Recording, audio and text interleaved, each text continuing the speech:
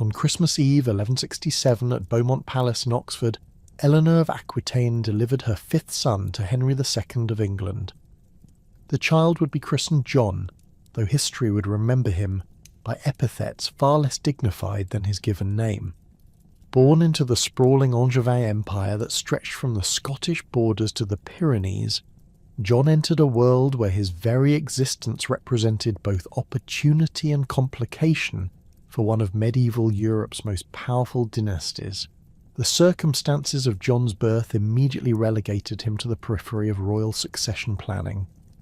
By 1167, Henry II had already established a clear hierarchy among his legitimate male heirs. Henry the young king, born in 1155, stood as the designated successor to the English throne and the Angevin lands in Normandy and Anjou.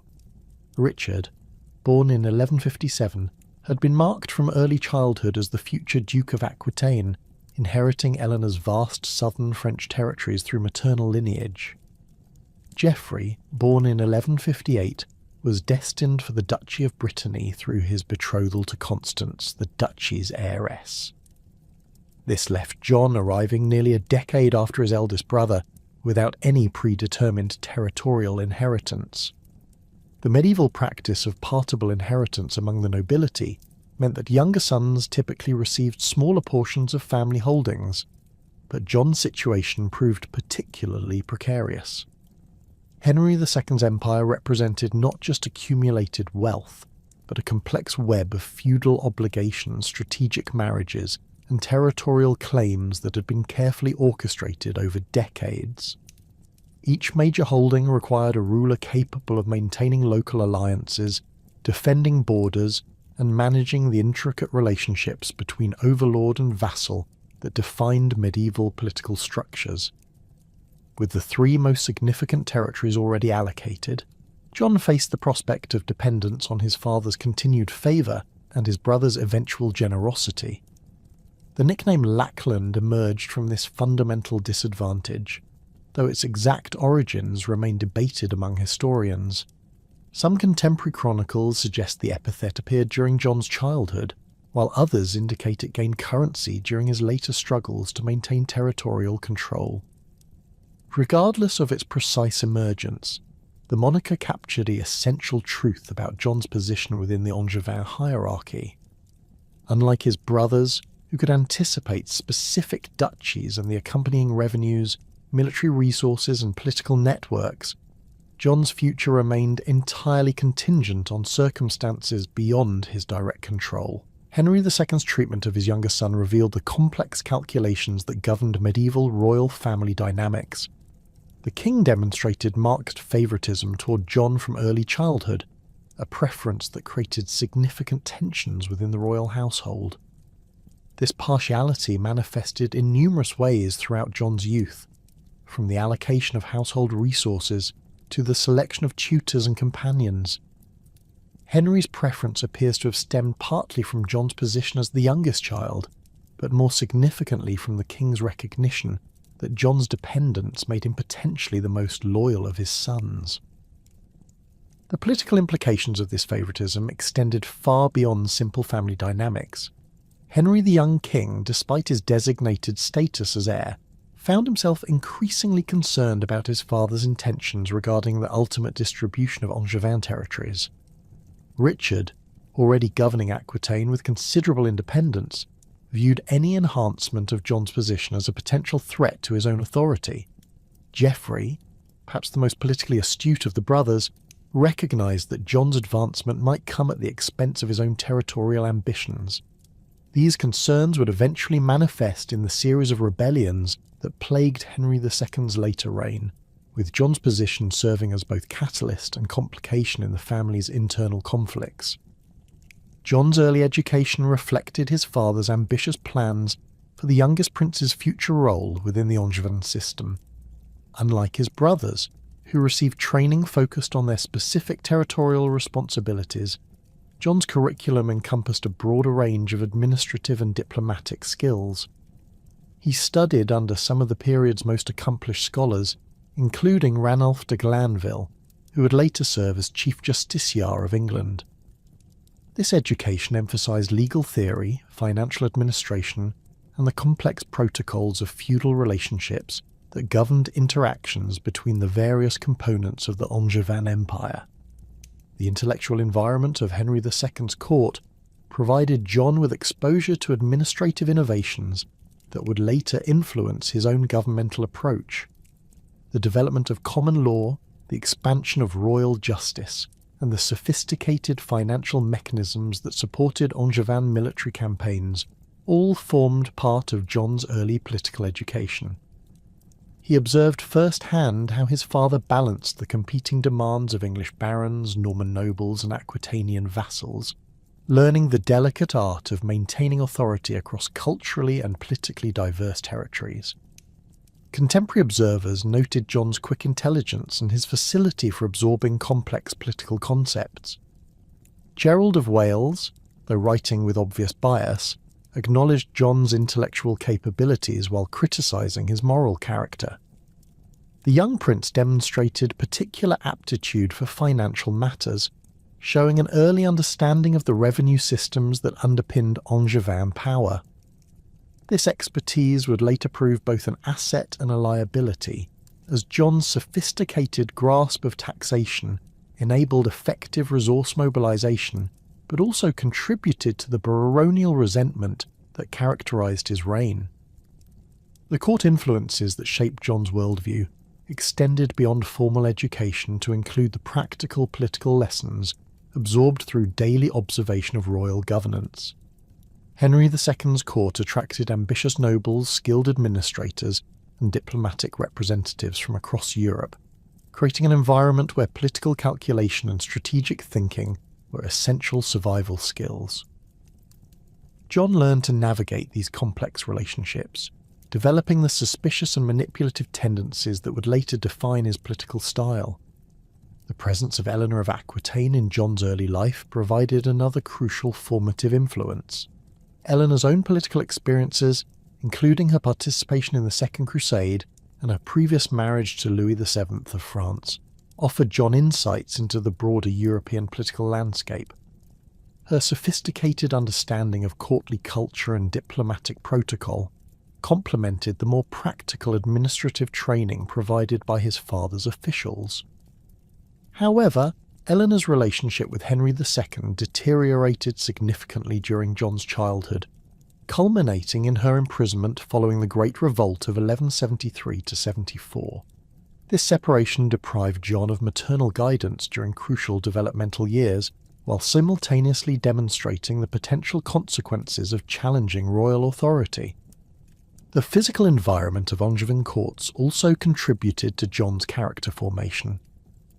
Unlike the relatively stable court arrangements of other medieval kingdoms, the Angevin royal household maintained constant movement between England, Normandy, Anjou, and Aquitaine. This peripatetic lifestyle exposed John to diverse cultural traditions and political systems, while preventing the development of deep local attachments.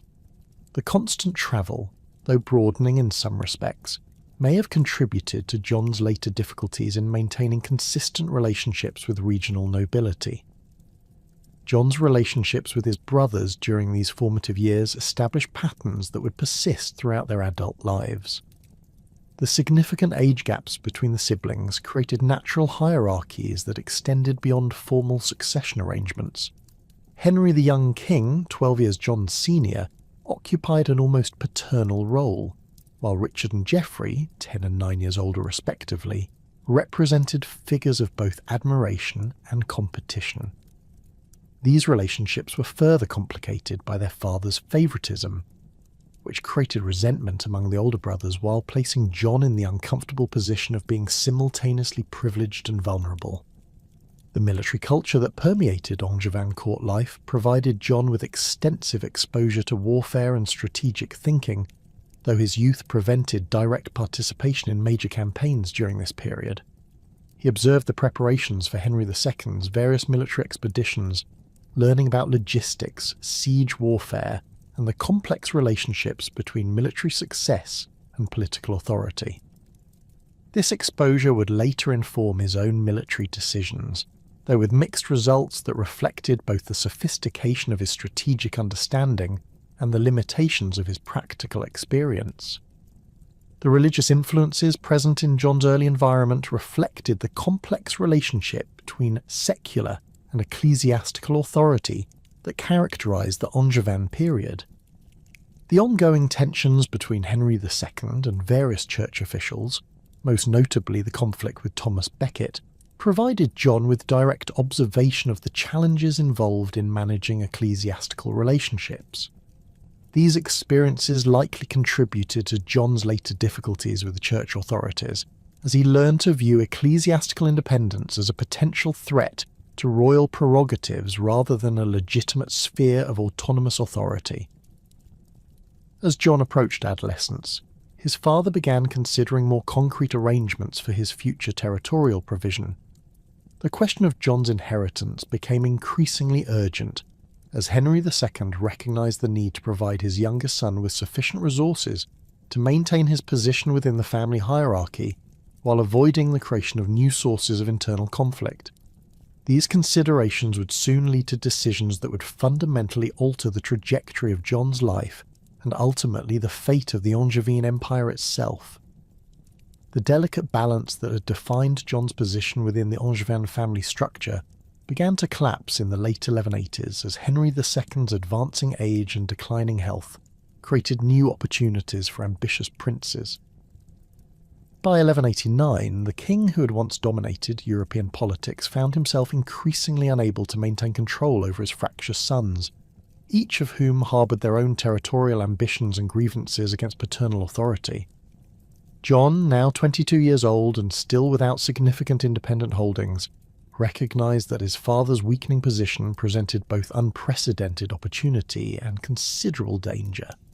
The immediate catalyst for John's first major betrayal emerged from Henry II's attempts to reorganise the succession arrangements that had governed Angevin inheritance planning for decades. Richard, having established himself as an effective ruler of Aquitaine and demonstrated considerable military prowess in campaigns against rebellious vassals, had emerged as Henry's preferred successor to the English throne and the core Angevin territories. This shift in paternal favour threatened to marginalise Henry the young king, whose early death in 1183 had already disrupted the original succession scheme, while simultaneously creating new possibilities for John's advancement. Henry II's decision to require Richard to surrender Aquitaine to John in exchange for recognition as heir apparent revealed the king's continued favouritism towards his youngest son, but it also demonstrated a fundamental misunderstanding of the political realities that governed Angevin territories. Richard had spent years establishing his authority in Aquitaine, cultivating relationships with local nobles, and developing the military resources necessary to maintain control over one of medieval Europe's most turbulent regions.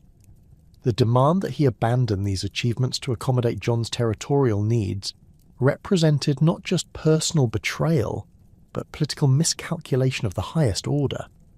Richard's predictable refusal to comply with his father's demands created the opening that John had been seeking throughout his adult life. Rather than supporting his father's authority or attempting to mediate between Richard and Henry II, John chose to exploit the family conflict for his own advancement. His decision to ally with Philip II of France represented a calculated betrayal that would establish the pattern of opportunistic disloyalty that would characterise his entire political career.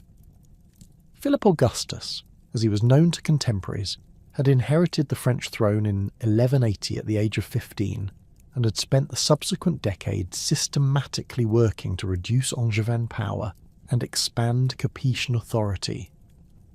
The French king's support for rebellious Angevin princes represented a continuation of the policy that had previously encouraged Henry the young king and Geoffrey in their revolts against paternal authority.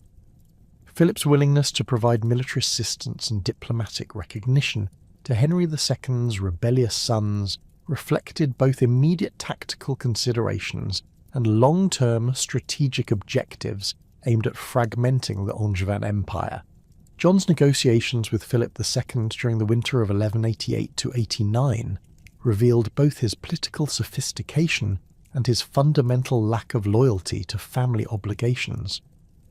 The young prince offered to recognise French suzerainty over the continental Angevin territories in exchange for Philip's support in securing his inheritance claims. This proposal went far beyond the traditional feudal relationships that governed Anglo-French interactions, essentially offering to subordinate the entire Angevin continental empire to direct French control. The implications of such an arrangement would have fundamentally altered the balance of power in Western Europe while reducing England to a peripheral island kingdom. The military campaign that followed John's alliance with Philip II demonstrated the effectiveness of coordinated pressure against Henry II's increasingly fragile authority. French forces, supported by John's knowledge of Angevin defensive preparations and strategic vulnerabilities, achieved rapid success against royal strongholds throughout Normandy and Anjou. The Siege of Le Mans in June 1189 proved particularly devastating, as the city that had served as the symbolic heart of Angevin power fell to the combined Franco-rebellious forces after minimal resistance. Henry II's final retreat from Le Mans, pursued by his youngest son's allies, represented one of the most poignant moments in medieval royal history. The aging king, suffering from what contemporary sources describe as a painful and debilitating illness, found himself abandoned by the son he had most favoured and protected. The physical deterioration that had been gradually undermining Henry's authority accelerated dramatically during these final weeks, as the psychological trauma of John's betrayal, combined with military defeat to destroy his remaining will to resist.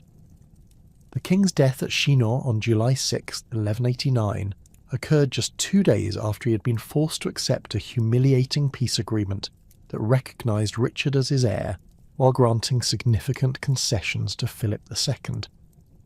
Contemporary chroniclers recorded that Henry's final words included bitter denunciations of his son's ingratitude, with particular venom reserved for John's treachery. The discovery that John's name appeared prominently on the list of nobles who had abandoned their oaths of loyalty reportedly contributed to Henry's final collapse, though modern historians debate the accuracy of these dramatic accounts. Richard's accession to the Angevin inheritance created new challenges for John's political position. The new king, despite his brother's recent betrayal, chose to adopt a policy of reconciliation rather than revenge. This decision reflected both Richard's recognition that family unity was essential for maintaining Angevin authority and his preoccupation with organising the Third Crusade, which had been proclaimed following Saladin's capture of Jerusalem in 1187. Richard's immediate priorities focused on securing the resources and political stability necessary for an extended absence from his territories, making fraternal reconciliation a practical necessity rather than the gesture of forgiveness. The territorial arrangements that Richard established for John's benefit revealed both generosity and calculation. The new king granted his brother extensive holdings in England, including the counties of Devon, Cornwall, Somerset and Dorset, along with significant estates in other regions. These grants provided John with annual revenues estimated at over £4,000, making him one of the wealthiest magnates in the kingdom. Additionally, Richard arranged John's marriage to Isabel of Gloucester, the heiress to one of England's most powerful earldoms, further enhancing his brother's territorial position and political influence. However, Richard's arrangements also included careful limitations designed to prevent John from accumulating excessive independent power. The new king retained direct control over key strategic fortifications and refused to grant John any significant authority in Normandy or the other continental territories. Most importantly, Richard extracted from John a solemn oath not to enter England during the projected 3-year duration of the crusading expedition. This restriction reflected Richard's understanding that his brother's presence in the kingdom during a royal absence would inevitably create opportunities for political mischief. John's acceptance of these arrangements appeared to represent genuine submission to fraternal authority, but his subsequent actions revealed that he viewed Richard's concessions as merely the foundation for more ambitious schemes. The new Lord of Ireland, as John was styled following Richard's grant of that title, began immediately to establish the administrative and military infrastructure necessary for independent political action. His household attracted ambitious knights and administrators who shared his opportunistic approach to political advancement, creating what contemporary observers recognised as a potential alternative centre of royal authority. The departure of Richard and the majority of England's military elite for the Holy Land in December 1189 created the power vacuum that John had been anticipating throughout his negotiations with his brother. William Longchamp, the Norman cleric whom Richard had appointed as Chief Justiciar and effective regent during the royal absence, possessed considerable administrative competence but lacked the political connections and military resources necessary to maintain control over England's fractious nobility. Longchamp's foreign origins and ecclesiastical background made him particularly vulnerable to challenges from established English magnates who resented being governed by what they perceived as an upstart foreigner. John's initial approach to exploiting Richard's absence demonstrated the political lessons he had absorbed during his years of observation at Henry II's court. Rather than launching an immediate challenge to royal authority, he adopted a more subtle strategy of gradually undermining Longchamp's position, while presenting himself as a defender of English interests against foreign domination. This approach allowed John to build support among nobles who might have hesitated to support open rebellion, but were willing to oppose what they viewed as illegitimate administrative authority. The specific grievances that John exploited in his campaign against Longchamp reflected genuine concerns about the justiciar's governance methods. Longchamp's attempts to maximise royal revenues through aggressive taxation and his tendency to bypass traditional consultation procedures with the English baronage created widespread resentment that John could legitimately claim to represent. The justiciar's construction of fortifications at strategic locations throughout the kingdom, while militarily sensible, appeared to many observers as evidence of foreign occupation rather than legitimate royal administration. John's cultivation of popular support extended beyond the nobility to include appeals to urban merchants and rural landowners who felt oppressed by Longchamp's fiscal policies. The prince's public presentations of himself as a defender of English customs and traditions against foreign innovation resonated with audiences who had grown suspicious of the administrative changes that had accelerated under Richard's rule. This populist approach represented a sophisticated understanding of the political dynamics that governed medieval kingdoms, demonstrating that effective opposition required broad-based support rather than merely aristocratic conspiracy. The arrival of news concerning Richard's progress in the Holy Land provided John with additional opportunities to question the legitimacy of continued loyalty to an absent king. Reports of the crusading army's difficulties in reaching the Levant, combined with accounts of conflicts between Richard and other crusading leaders, suggested that the English king might never return to his territories. John's supporters began circulating rumours that Richard had died in the east, claims that gained credibility as months passed without direct communication from the crusading expedition. The crisis that would define John's relationship with royal authority emerged in late 1191 with the arrival of disturbing news from Central Europe. Richard, returning from his ultimately successful but politically costly crusading expedition, had been captured near Vienna by Duke Leopold of Austria, who had transferred his valuable prisoner to Holy Roman Emperor Henry VI. The emperor's decision to hold the English king for ransom created an unprecedented situation in Angevin politics, as the kingdom faced the prospect of an indefinitely prolonged royal absence, combined with enormous financial demands for the king's release. John's response to his brother's captivity revealed the full extent of his political opportunism and personal disloyalty. Rather than supporting efforts to secure Richard's release, John chose to view the king's imprisonment as an opportunity to advance his own claims to royal authority. His negotiations with both Philip II and Emperor Henry VI demonstrated a willingness to sacrifice not only family loyalty, but also English national interests in pursuit of personal advancement. The prince's offer to pay Henry VI to maintain Richard's captivity indefinitely represented perhaps the most egregious act of treachery in medieval royal history. The specific terms that John negotiated with the emperor included provisions for recognising imperial authority over England itself, effectively reducing the kingdom to the status of a German dependency. These arrangements would have fundamentally altered England's position within European politics, while providing John with imperial backing for his usurpation of royal authority. The fact that Henry VI seriously considered these proposals demonstrates both the emperor's opportunistic approach to international relations and his recognition that John's offers represented genuine political possibilities rather than merely desperate fantasies. John's simultaneous negotiations with Philip II focused on territorial concessions that would have dismantled the continental components of the Angevin Empire.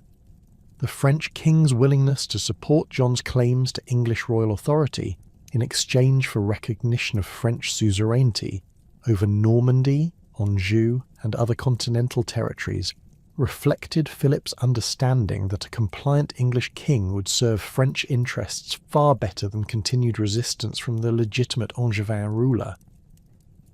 These discussions revealed John's readiness to sacrifice the territorial achievements of his ancestors in exchange for personal power, demonstrating a fundamental lack of understanding regarding the sources of Angevin strength. The military preparations that accompanied John's diplomatic initiatives included efforts to secure key fortifications throughout England and to recruit mercenary forces capable of resisting any attempt to restore legitimate royal authority. His control over several important castles, combined with his substantial financial resources, provided the foundation for what appeared to be a viable challenge to the Regency government. However, John's support remained primarily concentrated among opportunistic nobles, rather than representing genuine popular enthusiasm for his cause. The collapse of John's coup attempt resulted from a combination of external developments and internal miscalculations that revealed the fundamental weaknesses in his political position. The successful negotiation of Richard's release terms by royal agents, combined with the arrival of credible reports that the king would soon return to England, undermined the basic premise of John's usurpation claims. Additionally, many of the nobles who had initially supported John's opposition to Longchamp proved unwilling to maintain their rebellion once it became clear that they would face the legitimate king's vengeance, rather than merely challenging an unpopular regent. The speed with which John's support evaporated demonstrated the conditional nature of medieval political loyalties and the importance of maintaining credible claims to legitimacy. His temporary exile to the continent following the collapse of his rebellion provided an opportunity for reflection on the political miscalculations that had led to his failure, though subsequent events would reveal that John had learned little from this experience about the importance of maintaining consistent loyalties and respecting legitimate authority. The patterns of opportunistic betrayal and political miscalculation that had characterized his first major challenge to royal authority would continue to define his approach to political relationships throughout his eventual reign as king. Richard VI's death on April 6, 1199, from gangrene following his wound at the siege of Chalus-Chabrol, created an immediate succession crisis that would fundamentally reshape the political landscape of Western Europe. The Lionheart's demise, occurring without legitimate male heirs, and in the midst of ongoing military campaigns to suppress rebellious vassals in Aquitaine, left the vast Angevin Empire without clear direction regarding its future governance. The question of succession, which had remained theoretical during Richard's 11-year absence-plagued reign, suddenly demanded immediate resolution as competing claimants emerged to press their rights to the most powerful throne in Christendom. The legal complexities surrounding Angevin succession reflected the patchwork nature of medieval inheritance law, where different territories within the same political entity operated under distinct legal traditions. In England, the principle of primogeniture had been gradually establishing itself since the Norman conquest, suggesting that the crown should pass to the eldest surviving male in the direct line of descent. However, this principle competed with alternative inheritance concepts that emphasized proximity of blood and the practical considerations of effective governance. The continental Angevin territories operated under even more complex arrangements, where feudal customs varied significantly between Normandy, Anjou, Maine and Aquitaine. Arthur of Brittany presented the strongest legal claim based on strict primogeniture principles. As the posthumous son of Geoffrey Plantagenet, Richard's deceased elder brother, Arthur represented the senior line of Henry II's descendants through male inheritance. Geoffrey's marriage to Constance of Brittany had produced Arthur in 1187, 12 years after his father's death in a tournament accident. The young duke, now 12 years old, possessed not only the theoretical right of primogeniture, but also the active support of significant political forces, including his formidable mother Constance and, more crucially, Philip Augustus of France, who recognised the strategic advantages of supporting a claimant who could be more easily controlled than the experienced and ruthless John. Philip II's backing of Arthur's claim represented a calculated continuation of Capetian policy aimed at fragmenting Angevin power through the manipulation of succession disputes. The French king understood that Arthur's youth and dependence on external support would make him far more malleable than John, whose demonstrated capacity for independent political action posed a greater threat to French territorial ambitions. Philip's immediate recognition of Arthur as the legitimate heir to all Angevin territories, coupled with his provision of military resources to support the young duke's claims, transformed what might have remained a purely legal dispute into an international conflict with profound implications for the balance of European power. Constance of Brittany's role in promoting her son's succession claims reflected both maternal ambition and legitimate political calculation. As the hereditary Duchess of Brittany in her own right, Constance possessed independent military resources and political networks that could support Arthur's cause. Her previous conflicts with both Henry II and Richard I had established her credentials as a determined opponent of Angevin authority, while her marriage alliances and diplomatic connections provided access to additional sources of support. Constance's decision to ally with Philip II represented not merely opportunistic politics, but a strategic assessment that French backing offered the best prospects for securing her son's inheritance rights. John's competing claim rested on different legal foundations that emphasized practical governance considerations over strict hereditary succession. As Richard's surviving brother and the only adult male in the direct Plantagenet line, John could argue that the principle of proximity of blood supported his succession, particularly given the practical difficulties of governing a vast empire through a 12-year-old child. The precedent of Stephen's successful usurpation of the throne from Matilda in 1135, despite her superior hereditary claim, demonstrated that English succession law remained sufficiently flexible to accommodate practical political considerations when circumstances demanded effective adult leadership. The speed with which John moved to secure his succession revealed both his political acumen and his understanding that successful usurpation required immediate action to establish facts on the ground.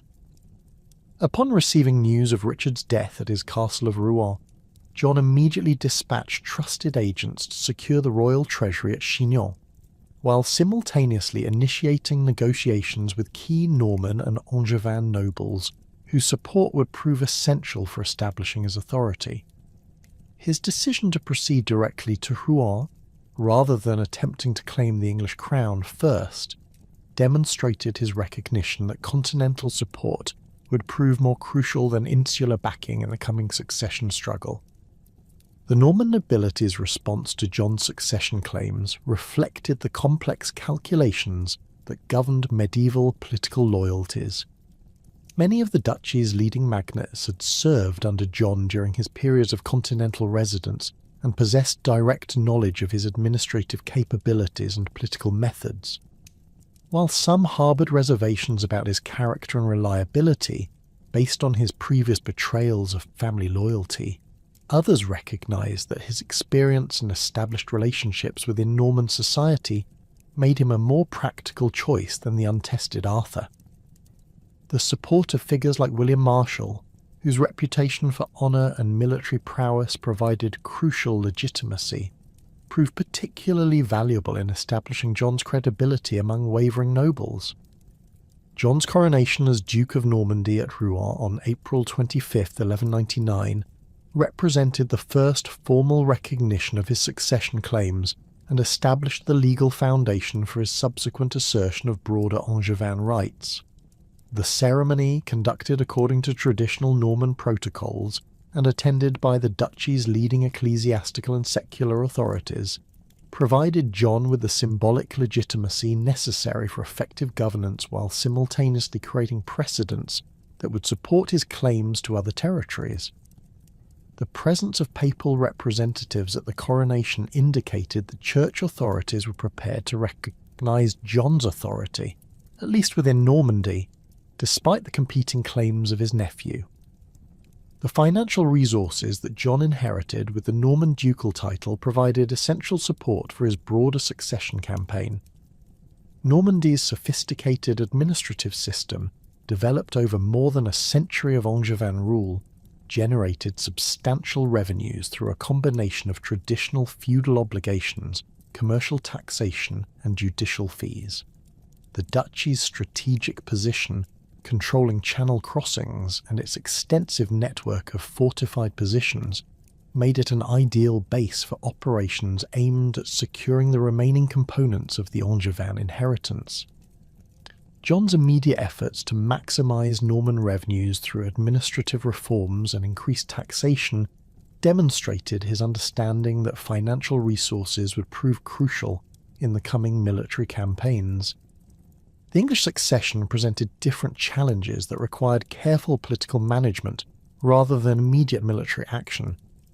John's previous rebellions against Richard had created suspicions about his loyalty and competence among significant segments of the English nobility, while his extended absences from the kingdom had limited his direct relationships with key political figures.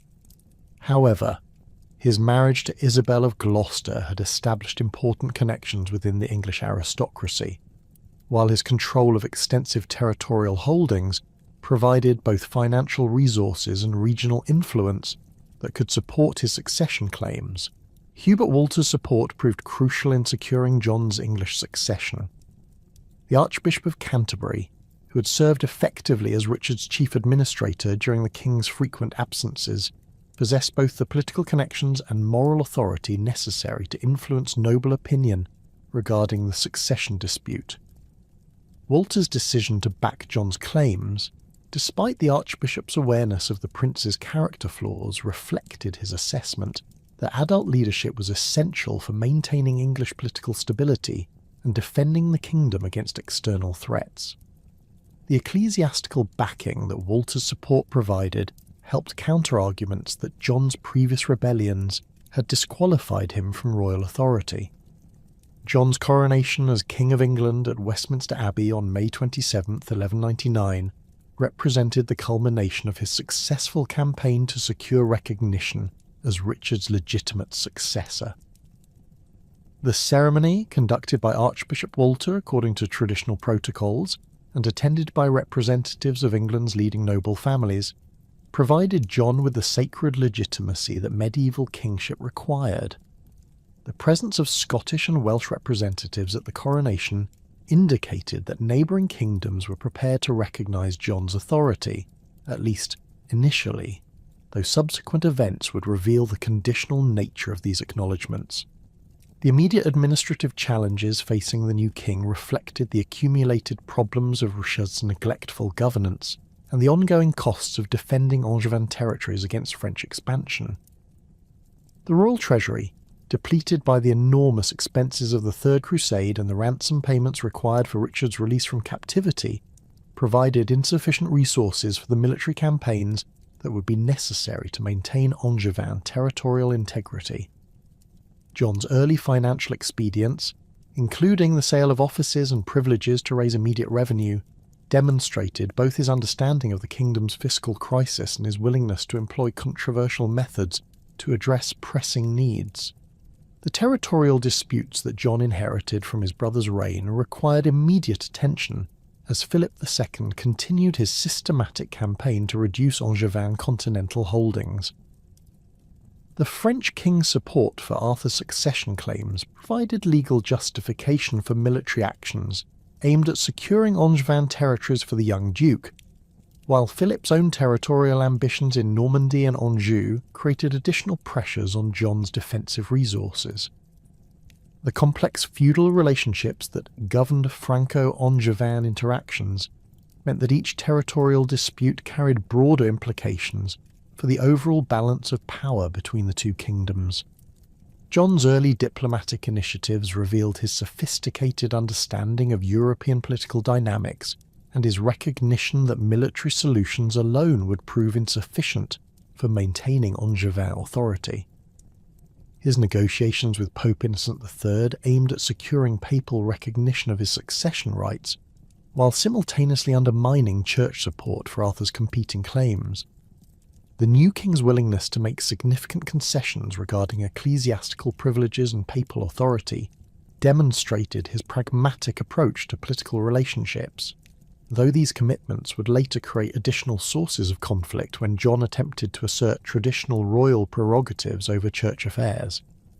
The military preparations that accompanied John's early reign reflected both the immediate threats posed by Arthur's supporters and the longer-term challenges of defending an empire that stretched from Scotland to the Pyrenees. The recruitment of mercenary forces, particularly crossbowmen and siege specialists from the continent, provided John with military resources that were not dependent on the feudal obligations of potentially unreliable vassals.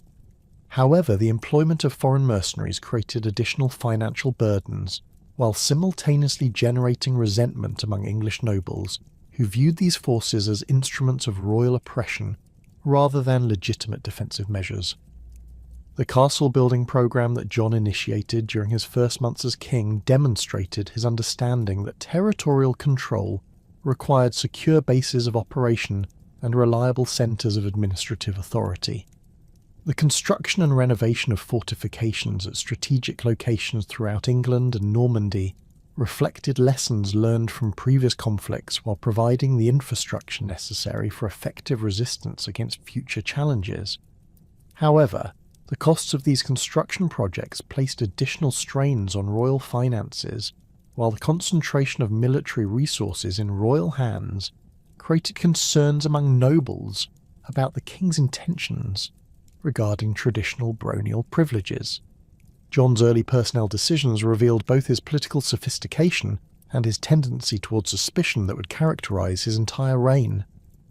His retention of experienced administrators like Geoffrey Fitz-Peter as Chief Justiciar provided continuity with previous governmental arrangements, while ensuring that essential administrative functions continued to operate effectively.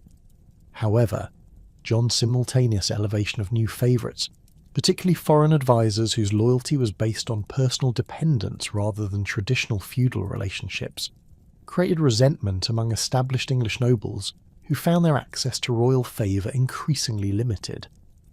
The financial innovations that John implemented during his early reign demonstrated both administrative competence and a willingness to exploit every available source of revenue to meet the enormous costs of defending his inheritance. The expansion of judicial fees, the multiplication of commercial taxes, and the systematic exploitation of feudal incidents provided increased royal revenues, but also generated widespread resentment among those who bore the burden of these exactions. John's detailed personal involvement in financial administration, while ensuring effective revenue collection, also created an impression of rapacious greed that would undermine his political relationships throughout his reign. The international dimensions of John's succession crisis extended beyond the immediate Franco-Angevin conflict to encompass broader European political alignments that would influence the ultimate resolution of territorial disputes. The Holy Roman Empire's internal divisions following Henry VI's death in 1197 had created opportunities for French expansion that Philip II was eager to exploit, while the ongoing conflicts between papal and imperial authority provided additional complications for diplomatic relationships. John's navigation of these complex international currents required sophisticated political judgment and the ability to balance competing demands from multiple sources of external pressure. The fragile equilibrium that John had managed to establish during his first year as king began to unravel in the spring of 1202 when Philip Augustus launched a systematic campaign to exploit the inherent weaknesses in Angevin territorial control. The French king's strategy demonstrated a sophisticated understanding of the administrative and military vulnerabilities that plagued John's continental holdings, while simultaneously revealing the extent to which Richard's prolonged absences had weakened the traditional bonds of loyalty that connected Angevin vassals to their overlords. Philip's decision to summon John to Paris as Duke of Normandy to answer charges brought by Poitevin nobles represented both a legal manoeuvre designed to provide justification for subsequent military action and a calculated test of John's willingness to acknowledge French suzerainty over his continental territories. The specific grievances that prompted Philip's judicial summons centred on John's treatment of the Lusignan family, whose extensive holdings in Poitou had made them one of the most powerful noble houses in Aquitaine. Hugh IX of Lusignan, known as Hugh the Brown for his distinctive hair colour, had been betrothed to Isabella of Angoulême, the 12-year-old heiress whose marriage would unite two of the region's most strategically important territories. John's decision to intercept Isabella during her journey to her wedding and marry her himself in August 1200 represented both a diplomatic catastrophe and a personal insult that the Lusignans could not ignore. The marriage, conducted with suspicious haste at Bordeaux, provided John with control over Angoulême's crucial position commanding the routes between Poitou and Gascony, but it also created an implacable enemy in Hugh of Lusignan, whose family's honour had been publicly violated. The Lusignan appeal to Philip II for justice against John's actions followed established feudal protocols that required overlords to adjudicate disputes between their vassals. However, Philip's enthusiastic reception of these complaints reflected his recognition that the Lusignan grievances provided an ideal pretext for challenging Angevin authority throughout the continental territories. The French king's demand that John appear before the Parisian court as a vassal answering charges brought by his own subjects represented a fundamental challenge to the quasi-independent status that Angevin rulers had maintained in their continental holdings since Henry II's accession. John's refusal to acknowledge French judicial authority over his actions as Duke of Normandy and Count of Anjou precipitated the legal crisis that Philip had been seeking since the beginning of the succession dispute. The French king's formal declaration of forfeit against John's continental fiefs in April 1202 provided the legal foundation for military campaigns aimed at enforcing French suzerainty over territories that had operated with virtual independence for more than half a century. Philip's simultaneous recognition of Arthur of Brittany as the legitimate heir to the forfeited territories created a rival claimant whose youth and dependence made him an ideal instrument for French policy objectives. The military campaign that Philip launched in the summer of 1202 demonstrated the effectiveness of coordinated political and military pressure against Angevin defensive arrangements. French forces, supported by Arthur's Breton contingents and reinforced by Poitevin nobles seeking revenge for John's treatment of the Lusignans, achieved rapid success against key strongholds throughout Normandy and Anjou.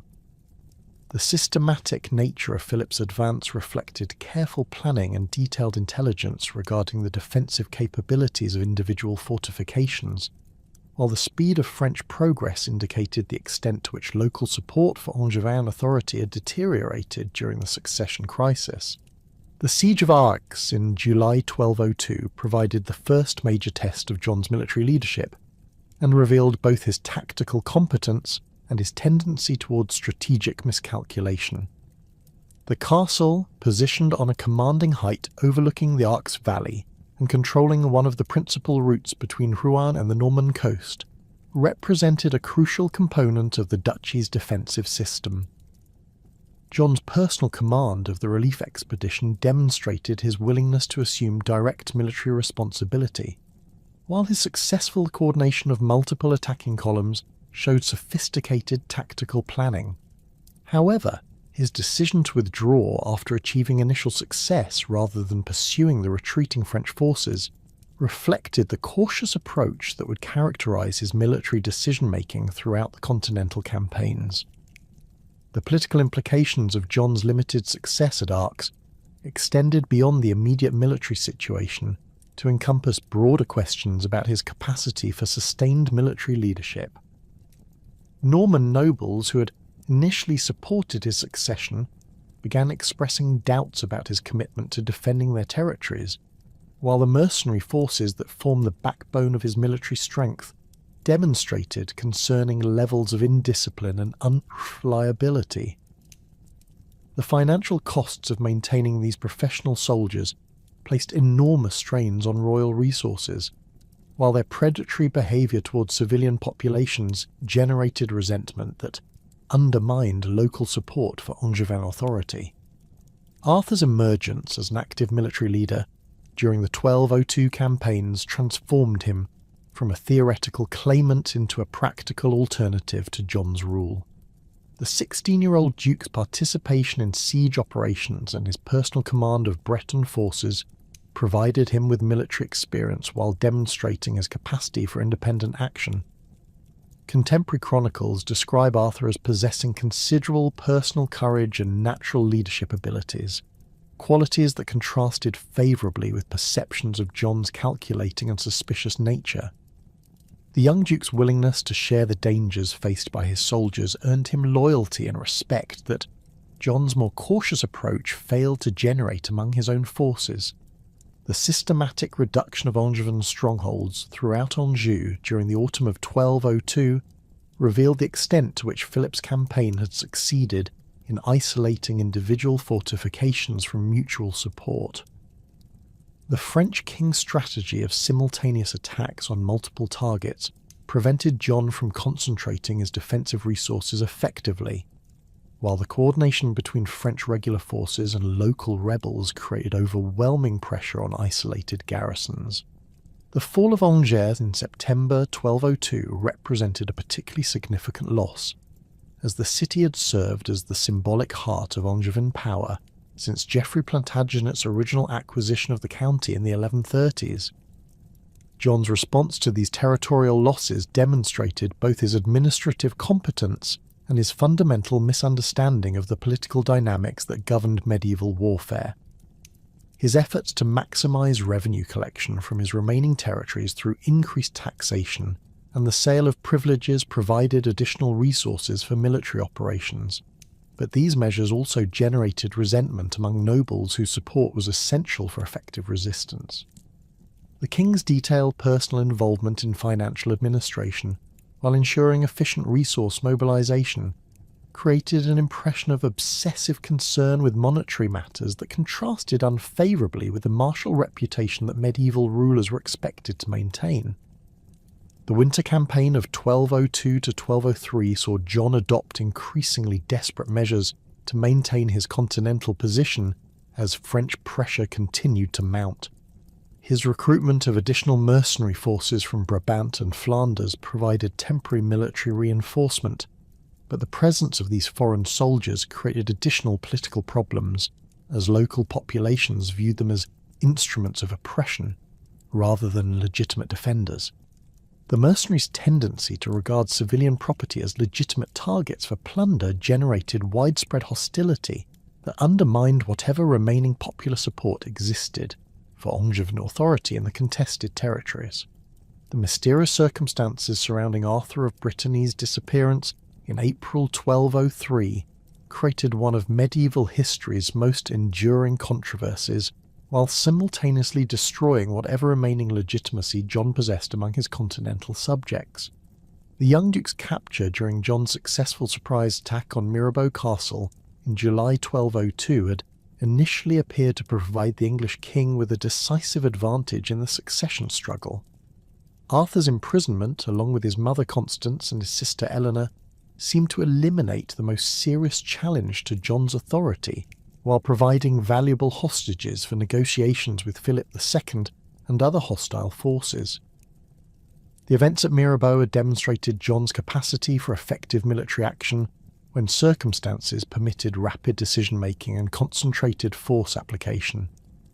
The king's personal leadership of the relief expedition that covered more than 80 miles in 48 hours to reach the besieged castle showed both physical endurance and tactical acumen.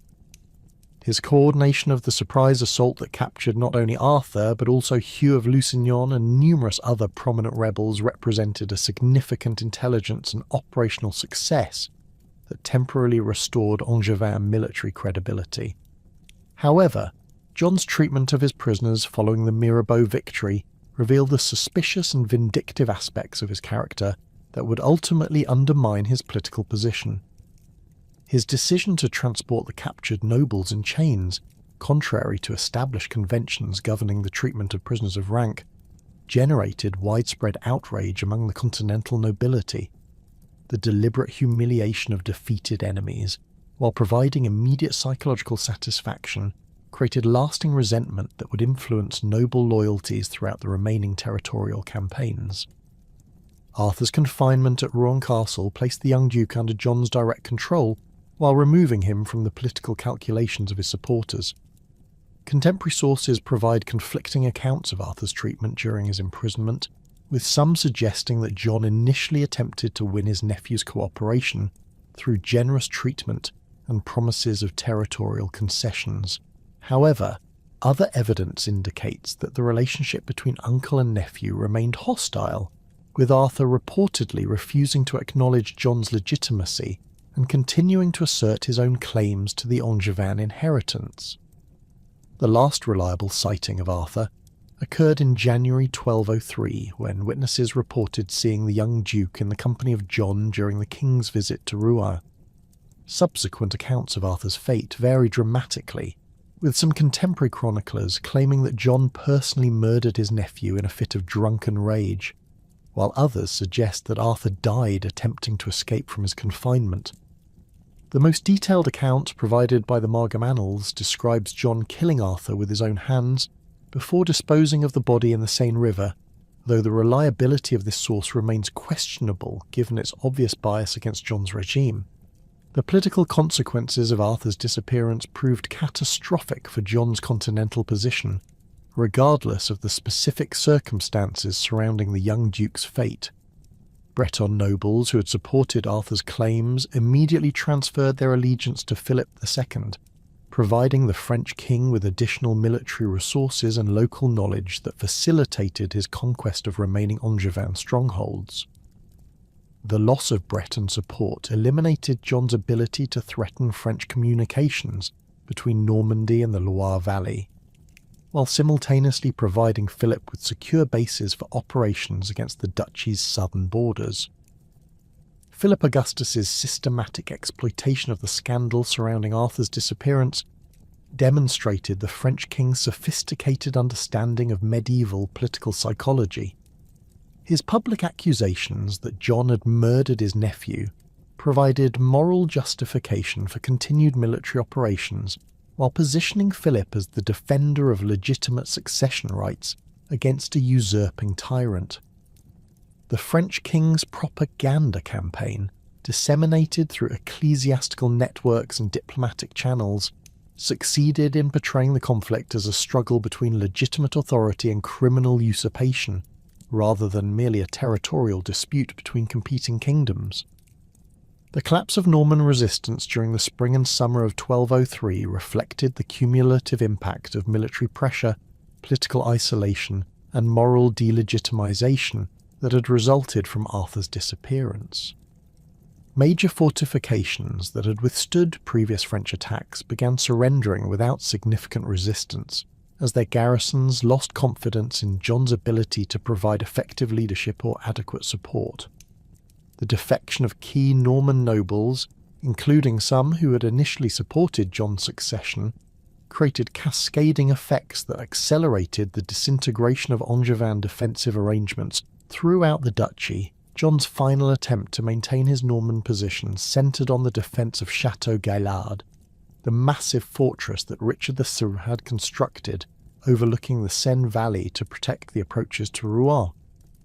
The castle, completed in 1198 at enormous expense and incorporating the most advanced military engineering techniques of the period, represented both the pinnacle of medieval fortification design and the symbolic heart of Angevin resistance to French expansion. Richard had reportedly declared that he could hold Château Gaillard even if its walls were made of butter, reflecting his confidence in the fortress's defensive capabilities and strategic position.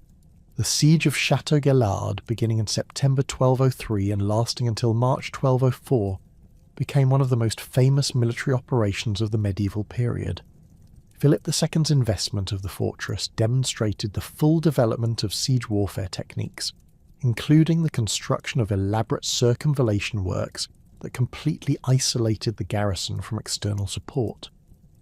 The French king's personal supervision of the siege operations reflected his recognition that Château Gaillard's fall would effectively end Angevin resistance in Normandy, while providing a decisive demonstration of Capetian military superiority. The castle's eventual surrender after 6 months of resistance marked the effective end of Angevin authority in Normandy. The garrison's capitulation resulted from starvation rather than successful assault, though French forces had succeeded in breaching the outer defensive works through a combination of mining operations and direct attack. The fall of Château Gaillard opened the Seine Valley to French advance, while eliminating the last significant obstacle to Philip's occupation of Rouen and the complete conquest of the duchy.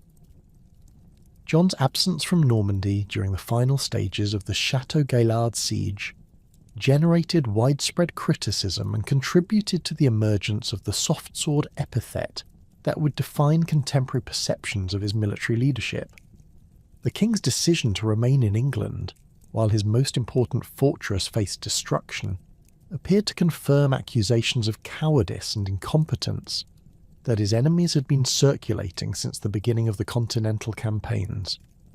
His failure to organise relief expeditions or provide adequate support to the garrison created lasting resentment among Norman nobles who felt abandoned by their supposed overlord. The financial exhaustion that had contributed to John's inability to maintain effective resistance in Normandy reflected the enormous costs of defending an empire that stretched across multiple kingdoms and cultural regions. The systematic taxation that John had implemented to fund his military operations had generated substantial revenues, but these resources proved insufficient to meet the simultaneous demands of mercenary recruitment, fortress construction, and diplomatic subsidies required for effective imperial defence. The king's increasingly desperate financial expedients, including the sale of offices and privileges to raise immediate revenue, undermined administrative efficiency while generating resentment among those who bore the burden of increased taxation. The loss of Normandy represented more than a simple territorial defeat. It marked the beginning of the end for the Angevin Empire as a coherent political entity. The duchy's conquest eliminated the crucial link between England and the southern French territories, while depriving John of the administrative infrastructure and financial resources that had supported Angevin authority for more than a century. The psychological impact of losing the homeland of William the Conqueror and the traditional seat of Anglo-Norman power created a crisis of confidence that would influence English political relationships for generations. The speed with which remaining Angevin territories in central France collapsed following Normandy's conquest demonstrated the extent to which the empire's defensive system had depended on mutual support between its component territories. Anjou, Maine and Touraine fell to French forces during the summer of 1204 with minimal resistance, as local nobles recognised that continued loyalty to John offered no prospects for successful defence against Philip's overwhelming military superiority. The systematic nature of these surrenders reflected not only military calculation, but also the moral delegitimization that had resulted from the Arthur controversy and John's perceived abandonment of his continental subjects. John's retreat to England in December 1203, never to return to his continental territories as their ruler, marked the effective end of the Angevin Empire and the beginning of a new phase in Anglo-French relations. The king's final departure from Normandy occurred under circumstances that emphasised his military failure and political isolation, as he was forced to rely on clandestine arrangements to avoid capture by French forces that now controlled most of the duchy. The contrast between his ignominious retreat and his ancestors' triumphant conquests could not have been more stark, providing his enemies with additional evidence of his unfitness for royal authority. The derogatory nickname Soft Sword that became attached to John during this period reflected not only military failure but also broader perceptions of his character and leadership style. Unlike his brother Richard, whose reputation for personal courage and military prowess had earned him the epithet Lionheart, John's cautious approach to warfare and his tendency to avoid personal risk created impressions of cowardice that his enemies eagerly exploited. The nickname's persistence in contemporary chronicles and its adoption by subsequent historians demonstrated the lasting impact of these territorial losses on perceptions of John's reign and character. The catastrophic loss of Normandy and the continental Angevin territories left John facing an unprecedented crisis of legitimacy that extended far beyond mere territorial defeat. By 1205, the English king found himself increasingly isolated within European political circles, his military reputation in tatters and his financial resources severely depleted by the enormous costs of unsuccessful defensive campaigns. The psychological impact of losing the ancestral homeland of the Anglo-Norman dynasty created a profound sense of humiliation that permeated every aspect of royal governance, while the practical consequences of territorial reduction forced John to confront the reality that England itself now constituted the entirety of his meaningful political authority. Into this volatile situation stepped Pope Innocent III, whose ambitious vision of papal supremacy over temporal rulers would soon transform John's domestic difficulties into an international crisis of unprecedented proportions. The immediate catalyst for conflict between Crown and papacy emerged from the death of Hubert Walter, Archbishop of Canterbury, on July 13th, 1205. Walter's passing removed not only England's most senior ecclesiastical figure, but also one of John's most valuable political allies, whose administrative competence and diplomatic skills had provided crucial stability during the turbulent early years of the reign. The Archbishop's death created a vacancy in the most prestigious ecclesiastical position in England, one whose occupant traditionally wielded enormous influence over both religious and secular affairs throughout the kingdom.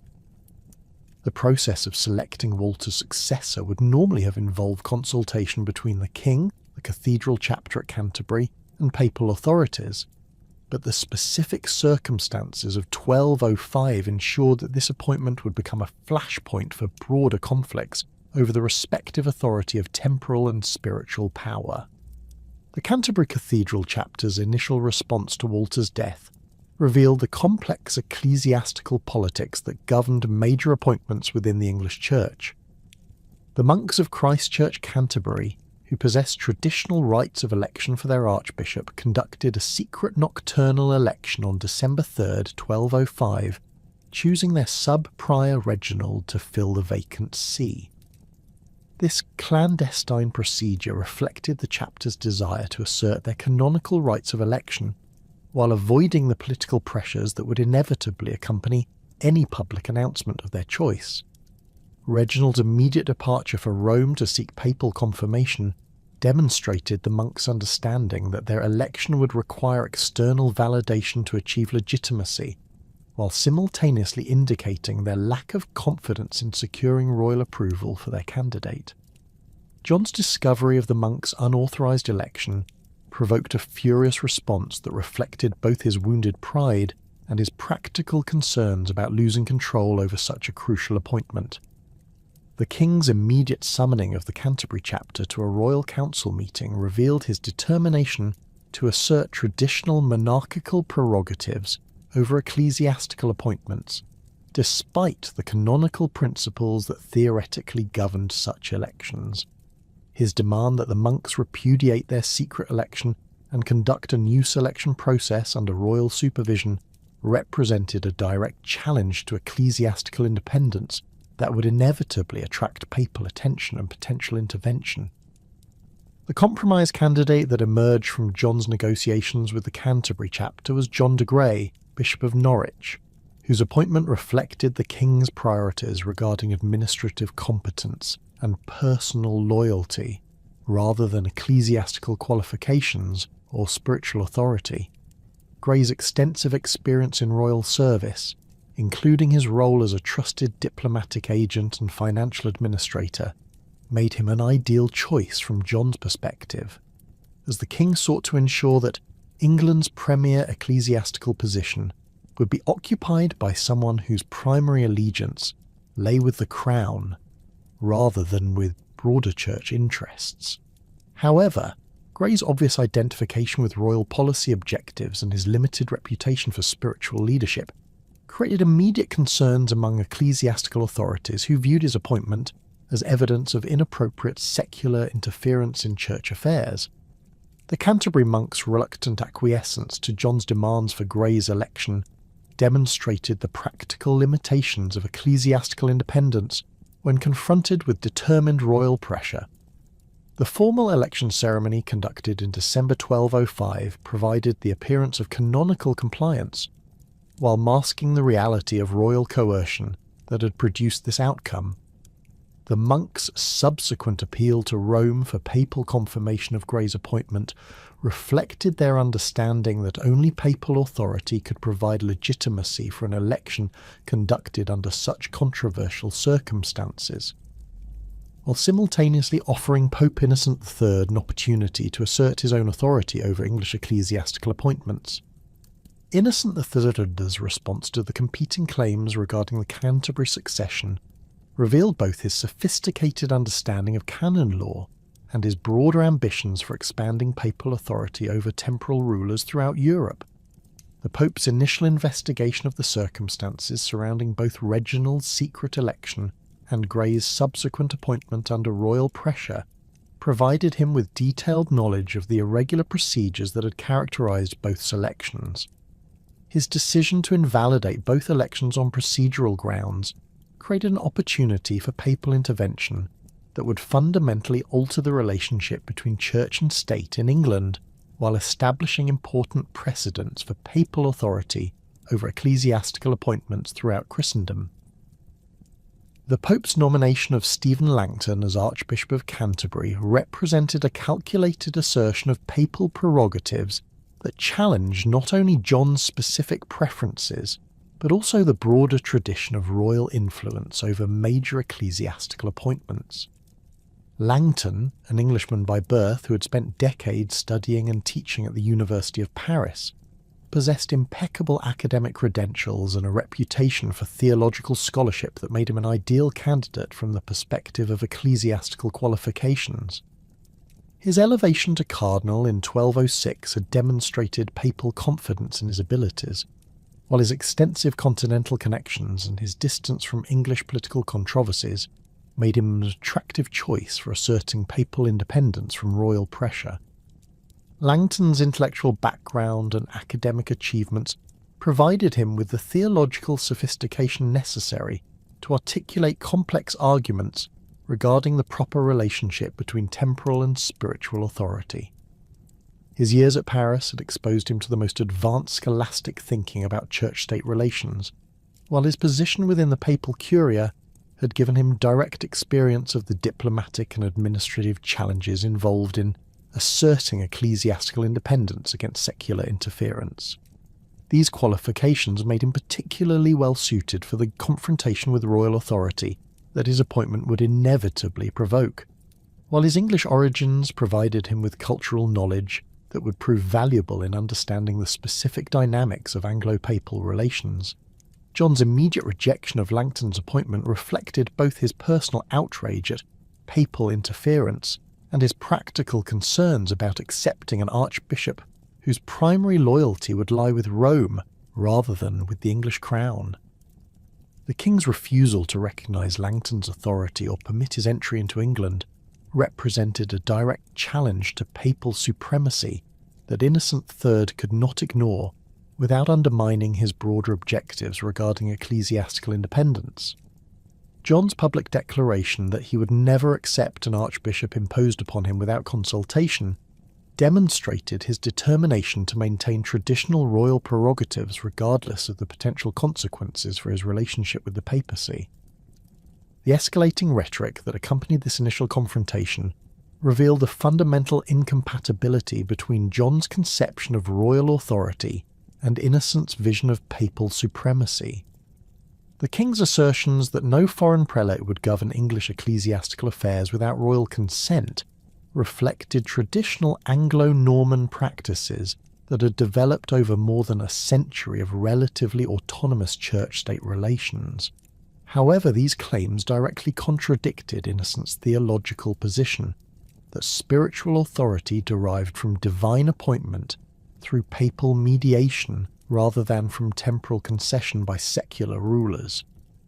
The irreconcilable nature of these competing claims ensured that compromise would prove extremely difficult to achieve without one party accepting a fundamental revision of their basic principles. Innocent III's decision to proceed with Langton's consecration at Viterbo on June 17, 1207, despite John's explicit objections, represented a decisive escalation of the conflict that made subsequent reconciliation far more difficult to achieve. The papal ceremony, conducted with full pontifical honours and attended by numerous cardinals and ecclesiastical dignitaries, provided Langton with unquestionable legitimacy from the perspective of canon law, while simultaneously demonstrating papal determination to assert ecclesiastical independence regardless of royal opposition. The symbolic importance of conducting the consecration on papal territory rather than in England emphasised Innocent's rejection of any requirement for royal consent in ecclesiastical appointments. John's response to Langton's consecration involved immediate retaliation against the Canterbury Cathedral chapter and other ecclesiastical institutions that he perceived as supporting papal interference in English affairs. The king's seizure of Canterbury's temporal possessions and his expulsion of the monks from their monastery demonstrated his willingness to employ secular authority against ecclesiastical targets when his political objectives required such action. These measures, while providing immediate satisfaction and practical control over valuable resources, also escalated the conflict by creating additional grievances that would complicate any future reconciliation efforts. The broader implications of John's anti-ecclesiastical measures extended beyond the immediate Canterbury dispute to encompass questions about the proper relationship between temporal and spiritual authority throughout the kingdom. His confiscation of church properties and his restrictions on ecclesiastical communications with Rome represented systematic challenges to church independence that affected religious institutions throughout England. The appointment of royal custodians to oversee seized ecclesiastical properties demonstrated John's determination to maximise the practical benefits of his confrontation with papal authority, while simultaneously weakening the institutional foundations of ecclesiastical resistance to royal policy. The financial benefits that accrued to the royal treasury from the seizure of ecclesiastical properties provided John with substantial resources that helped offset some of the economic consequences of his territorial losses on the continent. Contemporary estimates suggest that the confiscation of Canterbury's possessions alone generated revenues equivalent to several years of normal royal income, while the broader seizure of church properties throughout the kingdom created an unprecedented windfall that temporarily alleviated the Crown's chronic financial difficulties. However, these short-term gains came at the cost of creating permanent resentment among ecclesiastical authorities whose cooperation would prove essential for effective governance over the longer term. Pope Innocent's response to John's escalatory measures demonstrated both his determination to assert papal authority and his sophisticated understanding of the diplomatic and spiritual weapons available for compelling secular compliance with ecclesiastical demands. The Pope's initial diplomatic protests, delivered through formal letters that detailed the canonical irregularities of John's actions, provided opportunities for faith-saving compromise while simultaneously establishing a formal record of royal misconduct that could justify more severe measures if diplomatic solutions proved ineffective.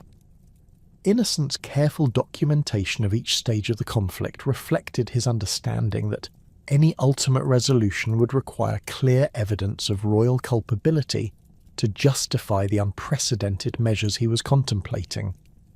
The papal interdict imposed on England on March 23, 1208, represented one of the most severe ecclesiastical penalties available to medieval popes, and marked a decisive escalation in the conflict between temporal and spiritual authority. This comprehensive ban on religious services throughout the kingdom prohibited the celebration of Mass, the administration of sacraments, and the conduct of Christian burials, effectively suspending the normal religious life that provided spiritual comfort and social cohesion for medieval populations. The interdict's scope encompassed not only the immediate participants in the Canterbury dispute, but the entire English population, creating unprecedented pressure on John to resolve his conflict with papal authority.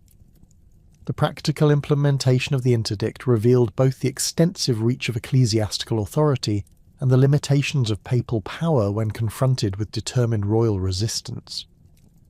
Many English clergy initially complied with papal instructions by suspending religious services and abandoning their parishes, creating widespread disruption in communities that depended on ecclesiastical institutions for spiritual guidance, educational services, and charitable assistance.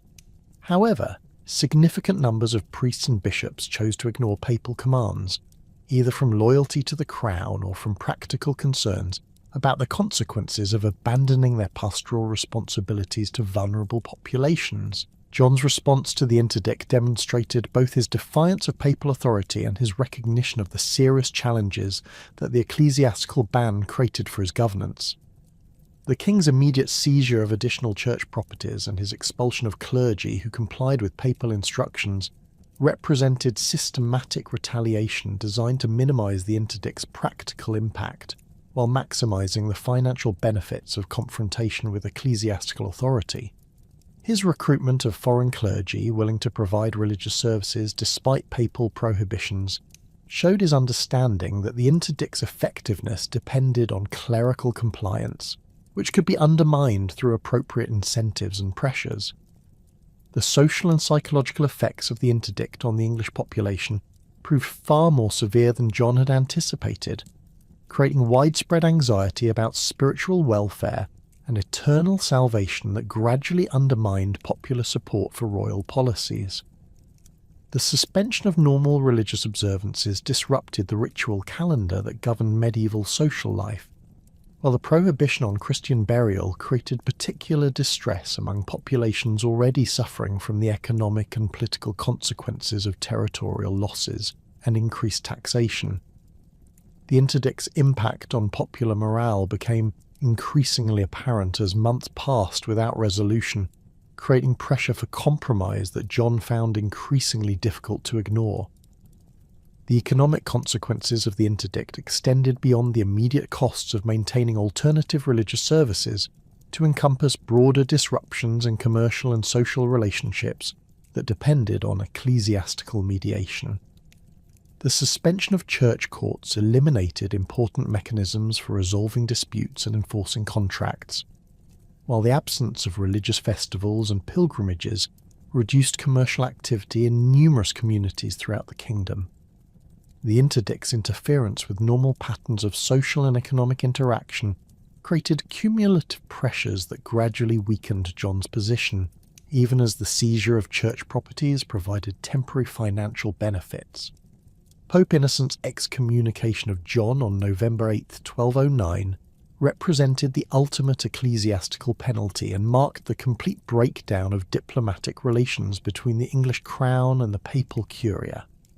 This personal condemnation declared John to be cut off from the Christian community and prohibited all faithful Christians from maintaining normal social or political relationships with the excommunicated king.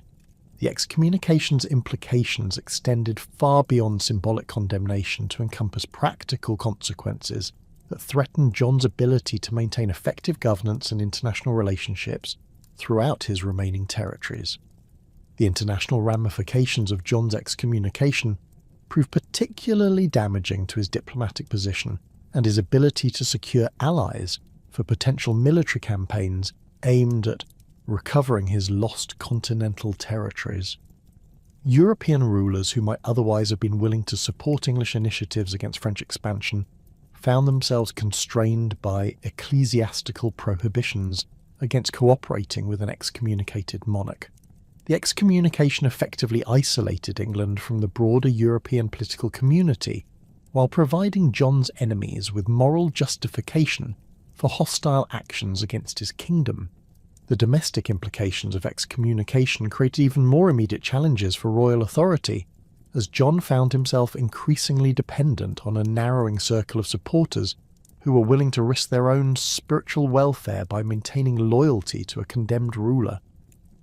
The gradual erosion of noble support reflected not only concerns about eternal salvation, but also practical calculations about the long-term viability of a regime that had placed itself in fundamental opposition to the most powerful spiritual authority in medieval Europe.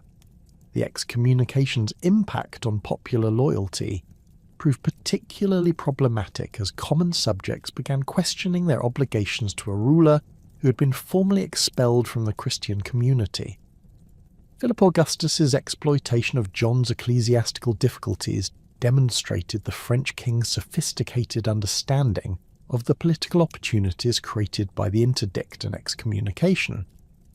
Philip's public positioning as a defender of church interests against royal oppression provided him with moral authority that complemented his military superiority, while his diplomatic initiatives aimed at securing papal support for potential military action against England created new threats that John found increasingly difficult to counter. The French king's suggestion that the Pope should formally depose John and authorize a crusade against England represented the ultimate escalation of ecclesiastical pressure and demonstrated how completely John's position had deteriorated since the beginning of the Canterbury dispute. The growing threat of foreign invasion, legitimized by papal authority and supported by international opinion, forced John to confront the reality that his confrontation with ecclesiastical authority had created existential dangers that could not be resolved through continued defiance. The concentration of French military forces in Norman ports during 1212 and 1213, combined with Philip's public declarations regarding his intentions to enforce papal will against the excommunicated English king, created immediate military pressures that John's depleted resources and diplomatic isolation made extremely difficult to address effectively.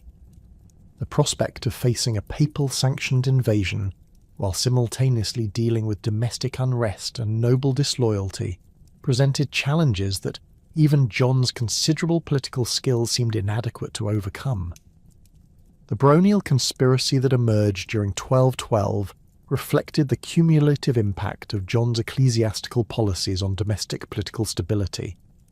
Leading English nobles, already resentful of increased taxation and arbitrary governance, found additional justification for opposition in the king's conflict with church authority. The discovery of plots against royal authority, involving figures who had previously supported John's regime, demonstrated how completely the interdict and excommunication had undermined the moral foundations of royal legitimacy, while providing potential rebels with religious justification for their political objectives. John's gradual recognition that continued resistance to papal authority threatened not only his international position, but also his domestic survival led to the desperate diplomatic initiatives that would culminate in his complete capitulation to ecclesiastical demands. The king's secret negotiations with papal representatives during the winter of 1212 to 1213 revealed his growing awareness that compromise with Innocent III offered the only realistic prospect for maintaining his throne and avoiding the catastrophic consequences of continued ecclesiastical opposition. However, the terms that the Pope demanded for reconciliation would prove far more humiliating than John had initially anticipated, requiring not only acceptance of Stephen Langton's appointment, but also fundamental changes in the relationship between the English crown and papal authority that would have lasting implications for royal sovereignty and national independence. The humiliating surrender to Pope Innocent III in May 1213, which transformed England into a papal fief and reduced John to the status of a vassal king paying annual tribute to Rome, marked the beginning of the most oppressive phase of his reign. The enormous financial penalties imposed as part of the reconciliation agreement, including compensation for seized church properties and the promise of substantial annual payments, created unprecedented fiscal pressures that would drive John to implement taxation, policies of extraordinary severity and scope. The king's desperate need for revenue, combined with his fundamental belief that royal authority should face no practical limitations, produced a systematic program of financial exploitation that would ultimately provoke the baronial rebellion culminating in Magna Carta. The immediate aftermath of the papal reconciliation revealed the staggering scale of John's financial obligations and the inadequacy of traditional revenue sources to meet these demands. The compensation required for church properties seized during the interdict was assessed at over 100,000 marks, an astronomical sum equivalent to nearly 3 years of normal royal income. This obligation, combined with the annual tribute of 1,000 marks owed to the papal curia and the ongoing costs of maintaining royal administration and military forces, created a fiscal crisis that traditional feudal revenues could not possibly address. John's response involved the systematic exploitation of every conceivable source of royal income through methods that exceeded all previous precedents for oppressive taxation. The expansion of scutage assessments represented John's most visible departure from established fiscal practices and generated widespread resentment among the baronial class that bore the primary burden of these exactions. Scutage, traditionally a modest payment that allowed feudal vassals to discharge their military obligations through monetary contributions rather than personal service, had been transformed under John into a punitive tax imposed with increasing frequency and at dramatically escalated rates.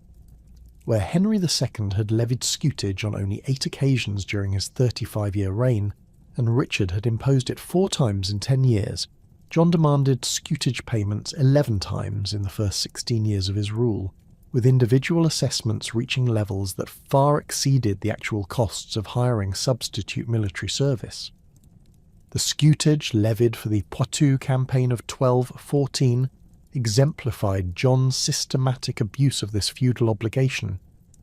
The assessment of 3 marks per knight's fee represented a 3-fold increase over traditional rates, and was imposed despite the campaign's complete failure to achieve any meaningful military objectives. Barons who had already suffered significant financial losses through previous scutage payments found themselves facing additional demands that bore no reasonable relationship to the actual military services supposedly being purchased.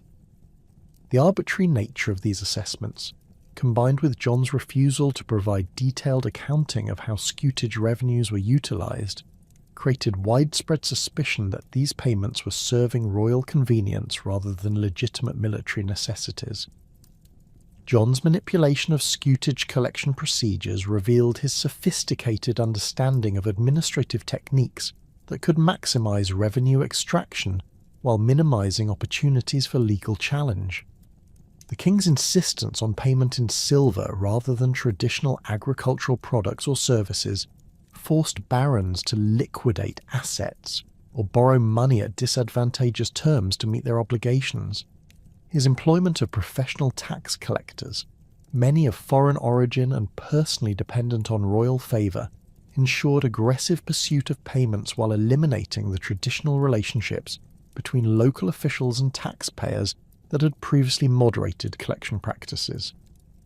The systematic recording of all scutage obligations in detailed royal records created permanent documentation that could be used to pursue defaulters through legal proceedings that heavily favoured royal interests. The expansion of tallage assessments against towns and royal domain lands demonstrated John's determination to extract maximum revenue from every possible source of royal authority. Tallage, an arbitrary tax that could be imposed on royal subjects without their consent, had traditionally been levied at modest rates and relatively infrequent intervals. Under John's administration, tallage became a regular and increasingly oppressive burden that forced urban communities and rural populations to contribute substantially larger portions of their wealth to royal coffers. The tallage imposed on London in 1210, assessed at the unprecedented sum of 2,000 marks, exceeded the city's annual revenues and required extensive borrowing that created lasting financial hardship for the merchant community. The arbitrary nature of tallage assessments reflected John's rejection of any meaningful limitations on royal fiscal authority.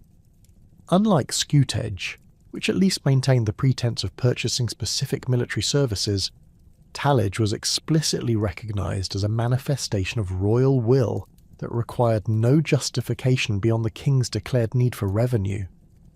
John's personal involvement in determining tallage rates for individual communities allowed him to adjust assessments based on his perception of local wealth and his estimation of what each community could be forced to pay. This discretionary approach created an atmosphere of uncertainty and fear among urban populations who could never predict when they might face devastating financial demands. The systematic exploitation of feudal incidents represented perhaps the most sophisticated aspect of John's revenue maximisation strategy and demonstrated his detailed understanding of the legal mechanisms that governed aristocratic inheritance and marriage. Reliefs, the payments owed by heirs upon inheriting feudal holdings, had traditionally been assessed at reasonable rates that acknowledged the new heir's need to establish his authority and manage his inheritance effectively. Under John's administration, relief payments became instruments of financial oppression that could bankrupt noble families or force them to mortgage their estates to meet royal demands. The relief demanded from Nicholas de Stuteville for his inheritance in Yorkshire exemplified the predatory nature of John's approach to feudal incidents. The assessment of 10,000 marks, far exceeding the annual revenues of the inherited estates, forced Stuteville to pledge virtually his entire inheritance as security for a debt that would dominate his financial planning for decades. This excessive demand reflected not only John's desire for immediate revenue, but also his strategic objective of maintaining permanent leverage over potentially troublesome barons through their ongoing financial obligations to the crown. John's exploitation of wardship rights revealed similar patterns of systematic abuse designed to maximise royal revenues, while minimising consideration for the legitimate interests of feudal families. When feudal holdings passed to minor heirs, royal custody of both the estates and the young nobles provided opportunities for revenue generation that John pursued with ruthless efficiency. Royal administrators appointed to manage wardship estates focused primarily on maximising short-term income extraction, rather than maintaining the long-term productivity that would benefit the eventual heirs. The systematic stripping of assets from wardship properties, including the sale of timber rights, livestock and agricultural equipment, generated immediate revenue for the crown while ensuring that young heirs would inherit significantly diminished estates. The marriage of female heirs and widows provided additional opportunities for revenue extraction that John exploited through increasingly oppressive fine assessments. Noble families seeking to arrange marriages for their female members found themselves facing enormous payments for royal permission, while widows who wished to remain unmarried or choose their own husbands were forced to pay substantial sums for the privilege of controlling their own matrimonial decisions. The fine imposed on Matilda de Bruges for the right to remain unmarried reached 2,000 marks, a sum that exceeded the annual revenues of many baronial estates and required years of financial sacrifice to satisfy.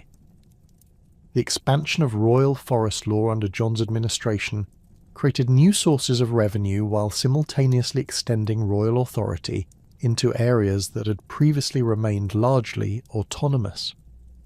The systematic enlargement of forest boundaries brought extensive additional territories under the jurisdiction of specialized forest courts, whose primary function appeared to be revenue generation rather than wildlife conservation or law enforcement. Communities that had operated for generations under traditional legal arrangements suddenly found themselves subject to forest law restrictions that criminalized previously acceptable activities and imposed heavy penalties for violations. The forest heir conducted in 1212 demonstrated the devastating financial impact that expanded forest jurisdiction could have on rural populations. The systematic prosecution of forest law violations, many involving activities that had been legal under previous interpretations of forest boundaries, generated unprecedented fine revenues while creating widespread resentment among rural communities. The assessment of collective penalties against entire villages for alleged forest law violations forced rural populations to liquidate assets and abandon traditional agricultural practices to meet royal demands. The fine imposed on the men of Cornwall for forest law violations reached 2,000 marks, requiring the sale of livestock, agricultural equipment, and seed grain that compromised the region's agricultural productivity for years. John's personal involvement in forest law enforcement revealed his understanding that these proceedings offered opportunities for arbitrary revenue generation that were limited only by local populations' ability to pay. The king's frequent attendance at forest court sessions allowed him to adjust penalties based on his assessment of community wealth, while ensuring that enforcement priorities reflected royal fiscal needs rather than legal principles. The systematic documentation of forest law violations in detailed royal records created permanent justification for future revenue demands, while establishing precedents that could be applied to similar situations throughout the kingdom.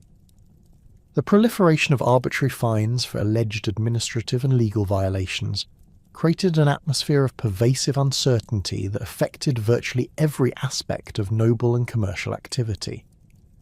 John's employment of professional investigators to identify technical violations of royal regulations generated a constant stream of fine assessments that forced subjects to maintain substantial financial reserves to meet unexpected demands. The fine imposed on Geoffrey de Mandeville for allegedly failing to properly account for his administration of Essex reflected the king's willingness to use administrative technicalities as pretexts for major revenue extractions that bore no relationship to actual damages or misconduct. The cumulative impact of these oppressive taxation policies on different social classes revealed the systematic nature of John's approach to revenue maximization and the broad scope of populations affected by his fiscal innovations. The higher nobility faced the most severe individual assessments through scutage, relief, and fine payments that could exceed their annual incomes and force them to mortgage or sell hereditary estates. The urban merchant classes suffered under tallage assessments that disrupted commercial planning and forced businesses to operate with reduced capital reserves. Rural populations encountered new burdens through expanded forest law enforcement and increased agricultural taxation that compromised their subsistence security. The economic disruption caused by John's taxation policies extended far beyond the immediate burden of individual payments to encompass broader changes in social and economic relationships that would have lasting consequences for English society. The forced liquidation of assets to meet royal demands created opportunities for wealthy investors to acquire properties and rights at below-market prices, contributing to the concentration of wealth in fewer hands. The uncertainty surrounding future tax assessments discouraged long-term investment and economic planning, reducing overall productivity and limiting the kingdom's capacity for economic growth. The growing resentment generated by these oppressive policies manifested itself in various forms of resistance that revealed the depth of popular opposition to John's fiscal innovations.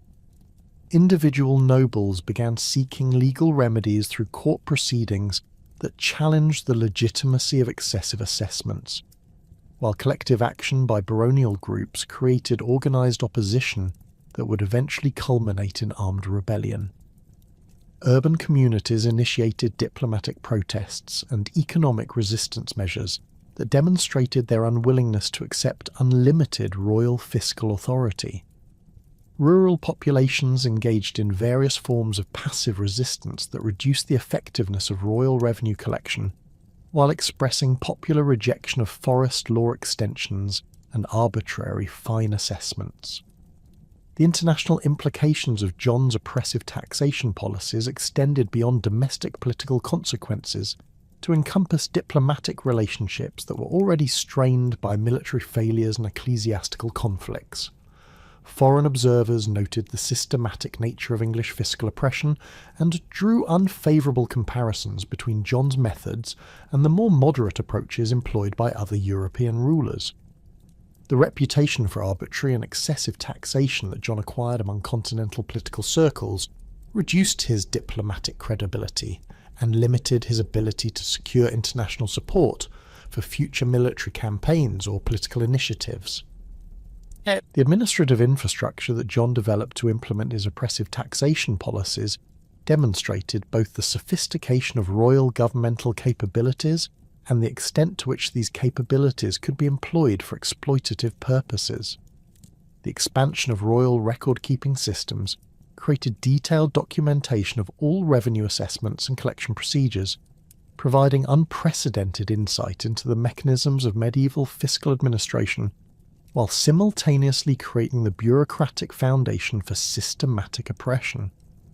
The employment of specialised officials whose primary qualification was loyalty to royal interests, rather than legal expertise or local connections, ensured aggressive pursuit of revenue objectives while eliminating traditional moderating influences on tax collection practices. The psychological impact of John's fiscal policies on English political culture created lasting changes in attitudes toward royal authority and the proper limits of governmental power. The systematic violation of traditional expectations regarding reasonable taxation and respect for property rights generated widespread recognition that royal authority required effective limitation to prevent abuse.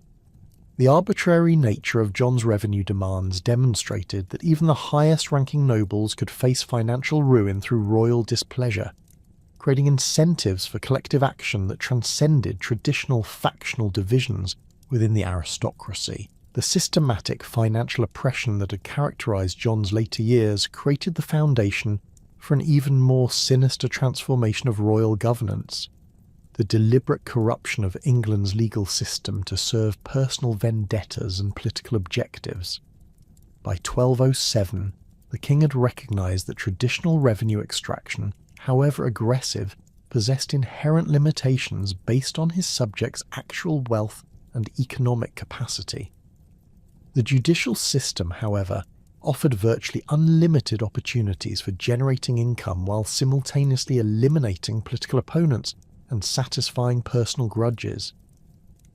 John's perversion of legal processes would ultimately prove more destructive to his reign than military defeats or ecclesiastical conflicts, as it undermined the fundamental expectation that royal justice, however harsh, would maintain basic consistency and procedural fairness. The transformation of royal courts into instruments of personal enrichment began with John's systematic manipulation of legal procedures to favour outcomes that maximised financial benefits to the crown. Traditional English legal practice had developed elaborate safeguards designed to ensure that judicial decisions reflected established law and evidence rather than royal preference or financial consideration. These protections included requirements for witness testimony, established procedures for appeal, and customary limitations on the types and severity of penalties that could be imposed for specific offences. under John's administration, these safeguards were systematically circumvented through administrative innovations that maintained the appearance of legal propriety while ensuring that court decisions served royal interests rather than justice. The expansion of royal jurisdiction over cases traditionally handled by local courts provided John with unprecedented opportunities to direct legal outcomes toward financially advantageous conclusions. His insistence that an increasing number of disputes be transferred to royal courts, ostensibly to ensure consistent application of royal justice, actually served to place these cases under direct royal influence where procedural manipulation could ensure profitable outcomes. The fees required for accessing royal justice, already substantial under previous monarchs, were increased to levels that effectively excluded all but the wealthiest litigants from meaningful legal remedies, while simultaneously generating enormous revenues that flowed directly into royal coffers. The appointment of justices whose primary qualification was personal loyalty to the king, rather than legal expertise or judicial integrity, ensured that royal courts would function as instruments of royal policy rather than independent arbiters of legal disputes. John's selection of foreign administrators and personal dependents for key judicial positions eliminated the traditional relationships between judges and local communities that had previously moderated the application of royal authority. These appointed justices understood that their continued employment and advancement depended on delivering outcomes that satisfied royal expectations, creating systematic incentives for judicial corruption that pervaded the entire legal system. The case of William de Braos illustrated the extremes to which John was prepared to go when combining legal manipulation with personal vindictiveness. De Braos, one of England's most powerful barons and a long-time supporter of Angevin authority, had served John faithfully during the early years of his reign and had been rewarded with extensive territorial grants and administrative responsibilities. However, de Braos's knowledge of the circumstances surrounding Arthur of Brittany's disappearance made him a potential threat to royal security, while his substantial wealth made him an attractive target for revenue extraction. John's decision to destroy the de Braos family would demonstrate the complete absence of legal protection for even the most prominent nobles when they fell under royal displeasure. The initial legal proceedings against de Braos began with demands for enormous relief payments that far exceeded any reasonable assessment of his feudal obligations. The king's claim that de Braos owed 40,000 marks in various feudal incidents and administrative fees represented a sum that exceeded the annual revenues of most English earldoms and appeared designed to create impossible financial pressures rather than collect legitimate debts. When de Braos requested the traditional legal procedure of judgment by his peers before being compelled to pay such extraordinary sums, John's refusal revealed his complete rejection of established legal protections for the nobility. The systematic harassment that followed de Braos's initial resistance demonstrated John's willingness to employ the entire apparatus of royal administration to destroy individuals who challenged his authority. Royal officials were directed to seize de Braos properties throughout England and Ireland, while legal proceedings were initiated to challenge his title to lands that had been held by his family for generations. The king's personal involvement in directing these harassment campaigns revealed both his vindictive nature and his understanding that the appearance of legal process could provide legitimacy for actions that were fundamentally arbitrary and oppressive. Maud de Braos's public criticism of royal policies provided John with additional justification for escalating his campaign against the family while demonstrating his sensitivity to any form of public opposition. When Maud reportedly declared that she would not give hostages to a king who had murdered his own nephew, she provided John with evidence of treasonous speech that could justify the most severe legal penalties. However, the king's response exceeded all established precedents for dealing with noble opposition, revealing the extent to which his conception of royal authority had departed from traditional limitations on monarchical power. The seizure of Maud de Braos and her adult son William at Corfe Castle in 1210 marked the beginning of one of the most notorious episodes of royal cruelty in medieval English history. The circumstances of their capture, involving promises of safe conduct that were immediately violated, demonstrated John's willingness to employ deception and treachery when direct legal methods proved insufficient for achieving his objectives. The transfer of both prisoners to the notorious dungeon facilities at Corfe Castle, known throughout England for their harsh conditions and high mortality rates, indicated the king's intention to ensure that neither would survive to provide testimony about their treatment or the circumstances of their imprisonment. The deliberate starvation of Maud and William de Braos represented a form of execution that avoided the legal procedures required for formal capital punishment, while ensuring maximum suffering for the victims. Contemporary accounts described the gradual deterioration of both prisoners as they were systematically deprived of adequate food and water over a period of several weeks. The discovery of their bodies, with evidence suggesting that Maud had attempted to sustain herself by consuming portions of her son's cheeks after his death, provided graphic testimony to the extremes of royal cruelty, while demonstrating John's complete rejection of any moral limitations on his treatment of political opponents. The legal justifications that John's administrators provided for the de Braos murders reveal the sophistication of the propaganda apparatus that supported royal oppression. Official records describe the deaths as resulting from natural causes during lawful imprisonment for debt, while royal chroniclers emphasise the family's treasonous activities and their refusal to meet legitimate financial obligations. These carefully crafted explanations maintain the appearance of legal propriety while obscuring the reality of deliberate murder conducted through systematic torture. The preservation of these records in royal archives demonstrated John's confidence that his actions would be accepted by contemporary observers and validated by future historians. The broader implications of the de Braos case extended far beyond the destruction of a single noble family to encompass fundamental questions about the security of property rights and personal safety under John's administration. The demonstration that even the most prominent and previously loyal nobles could face arbitrary imprisonment and death for challenging royal authority created a climate of fear that affected political relationships throughout the kingdom. Barons who had previously felt secure in their feudal rights and traditional privileges recognised that royal displeasure could result in complete destruction, regardless of legal protections or established precedents. John's employment of foreign mercenaries as instruments of domestic oppression represented another significant departure from established governmental practices and created additional sources of popular resentment against royal authority.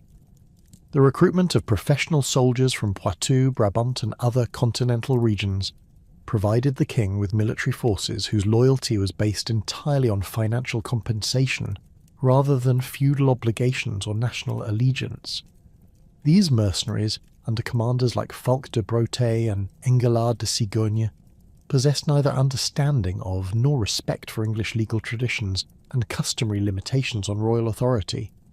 The systematic employment of mercenary forces to enforce royal justice created unprecedented opportunities for abuse and corruption that traditional English military arrangements had been designed to prevent. Native English forces, whether feudal levies or urban militias, maintained connections to local communities that provided natural limitations on their willingness to engage in oppressive activities against their neighbours and kinsmen. Foreign mercenaries, however, viewed English subjects as potential sources of profit rather than fellow countrymen deserving of protection, creating incentives for predatory behaviour that royal authorities did nothing to discourage. The mercenary garrison established at Nottingham Castle under Engelard de Cigogne's command exemplified the oppressive potential of foreign military forces operating without effective oversight or legal constraints. Cigogne's men systematically extorted money from local merchants and travellers, imposed arbitrary tolls on commercial traffic, and seized property from surrounding communities under various pretexts related to royal security requirements. The complaints that reached royal officials regarding these activities were consistently ignored or dismissed, indicating John's satisfaction with arrangements that, generated additional revenue while demonstrating royal power to potentially rebellious populations. The brutal treatment of English subjects by mercenary forces extended beyond financial extortion to encompass physical violence and sexual assault that would have been considered intolerable if perpetrated by native military units. Reports of mercenary soldiers raping local women, beating merchants who resisted their demands, and destroying property belonging to communities that challenged their authority created widespread resentment that transcended traditional class divisions.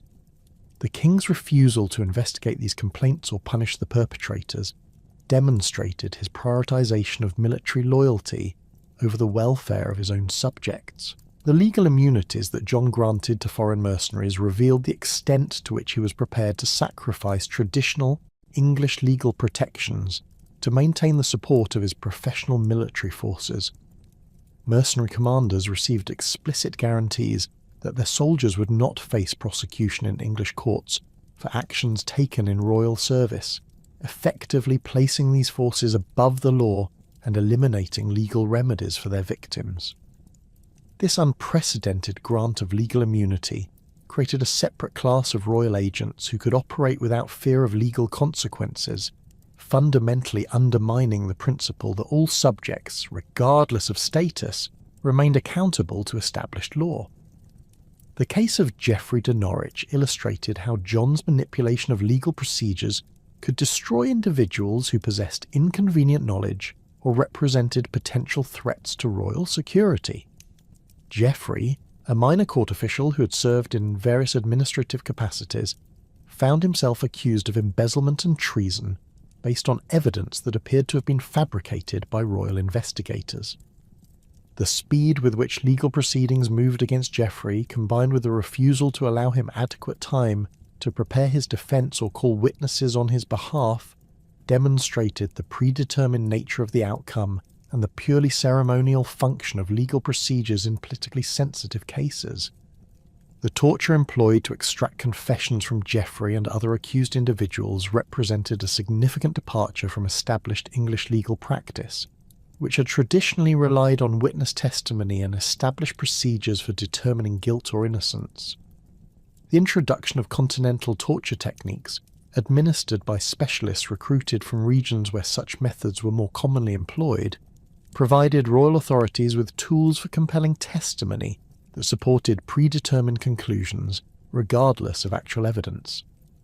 The systematic documentation of torture sessions in royal records revealed both the bureaucratic sophistication of these operations and the king's confidence that such methods would be accepted as legitimate investigative techniques. The corruption of ecclesiastical courts represented another dimension of John's assault on traditional legal protections and demonstrated his determination to control all sources of potential opposition to royal authority. Church courts, which possessed jurisdiction over marriage, inheritance, and moral issues affecting clergy and lay people alike, had traditionally operated with considerable independence from royal interference. John's appointment of compliant bishops and his systematic pressure on ecclesiastical judges ensured that church courts would support royal policy objectives rather than canonical law when conflicts arose between temporal and spiritual authority. The manipulation of marriage law through corrupted ecclesiastical proceedings provided John with additional opportunities for revenue generation, while simultaneously allowing him to reward supporters and punish opponents through the control of aristocratic family relationships.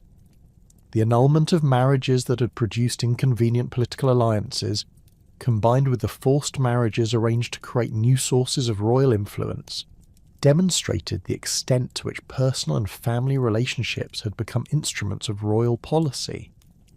The substantial fees required for obtaining ecclesiastical approval of these arrangements generated significant revenues while ensuring that only those with royal favour could secure favourable outcomes from church courts. The systematic breakdown of legal protections for merchants and urban populations revealed how John's judicial corruption affected commercial relationships and economic development throughout the kingdom. Traditional commercial law had developed elaborate procedures for resolving disputes between merchants, enforcing contracts, and protecting property rights that were essential for maintaining trade relationships and encouraging economic investment. The subordination of these legal protections to royal revenue requirements created uncertainty and risk that discouraged commercial activity while reducing the kingdom's overall economic productivity. The arbitrary seizure of merchant property under various legal pretexts demonstrated the extent to which commercial wealth had become vulnerable to royal predation, regardless of established legal protections. Merchants who had accumulated substantial assets through legitimate trade activities found themselves facing accusations of fraud, tax evasion, or other offences that provided justification for confiscating their wealth. The legal proceedings that accompanied these seizures maintained the appearance of due process, while ensuring outcomes that maximised royal financial benefits, regardless of actual evidence or established law. The employment of professional informants to identify potential targets for legal action created a systematic apparatus of surveillance and denunciation that poisoned social relationships throughout English communities. These informants, compensated through shares of confiscated property or direct royal payments, possessed strong financial incentives to fabricate evidence and make false accusations against wealthy individuals who represented attractive targets for revenue extraction. The protection that royal authorities provided to these informants, combined with their immunity from legal consequences for false testimony, created a climate of suspicion and fear that undermined social cohesion and trust in legal institutions. The cumulative impact of these systematic legal corruptions created a transformation in English political culture that would have lasting consequences for the relationship between royal authority and subject rights. The demonstration that legal procedures could be manipulated to serve royal convenience rather than justice undermined popular confidence in the entire judicial system, while creating incentives for private revenge and extra-legal resolution of disputes. The breakdown of legal protections for property rights and personal security generated widespread recognition that royal authority required effective limitation through institutional constraints that could not be circumvented through administrative manipulation or personal royal intervention. The systematic perversion of English legal institutions that had characterised John's later years created the conditions necessary for organised resistance to crystallise among the kingdom's most powerful nobles. By early 1214, the accumulation of grievances stemming from arbitrary taxation, corrupted justice, and the employment of foreign mercenaries had reached a critical threshold that transformed individual complaints into collective opposition. The catalyst for this transformation emerged from an unlikely source: a group of northern barons whose geographic distance from the royal court had provided them with both perspective on the scope of royal abuses and the practical independence necessary to organise effective resistance without immediate detection by royal agents. Robert Fitzwalter emerged as the principal architect of baronial opposition through a combination of personal grievance, political acumen, and strategic positioning that made him uniquely qualified to coordinate resistance efforts. As Lord of Dunmow in Essex and Baynard's Castle in London, Fitzwalter possessed both the territorial resources necessary to support extended political campaigns and the urban connections essential for securing broader popular support.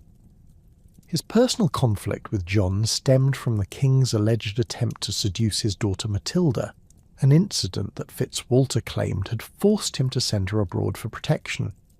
Whether this account reflected actual events or provided convenient justification for pre-existing political opposition, it offered Fitzwalter a personal motivation that resonated with other nobles who had suffered under royal oppression.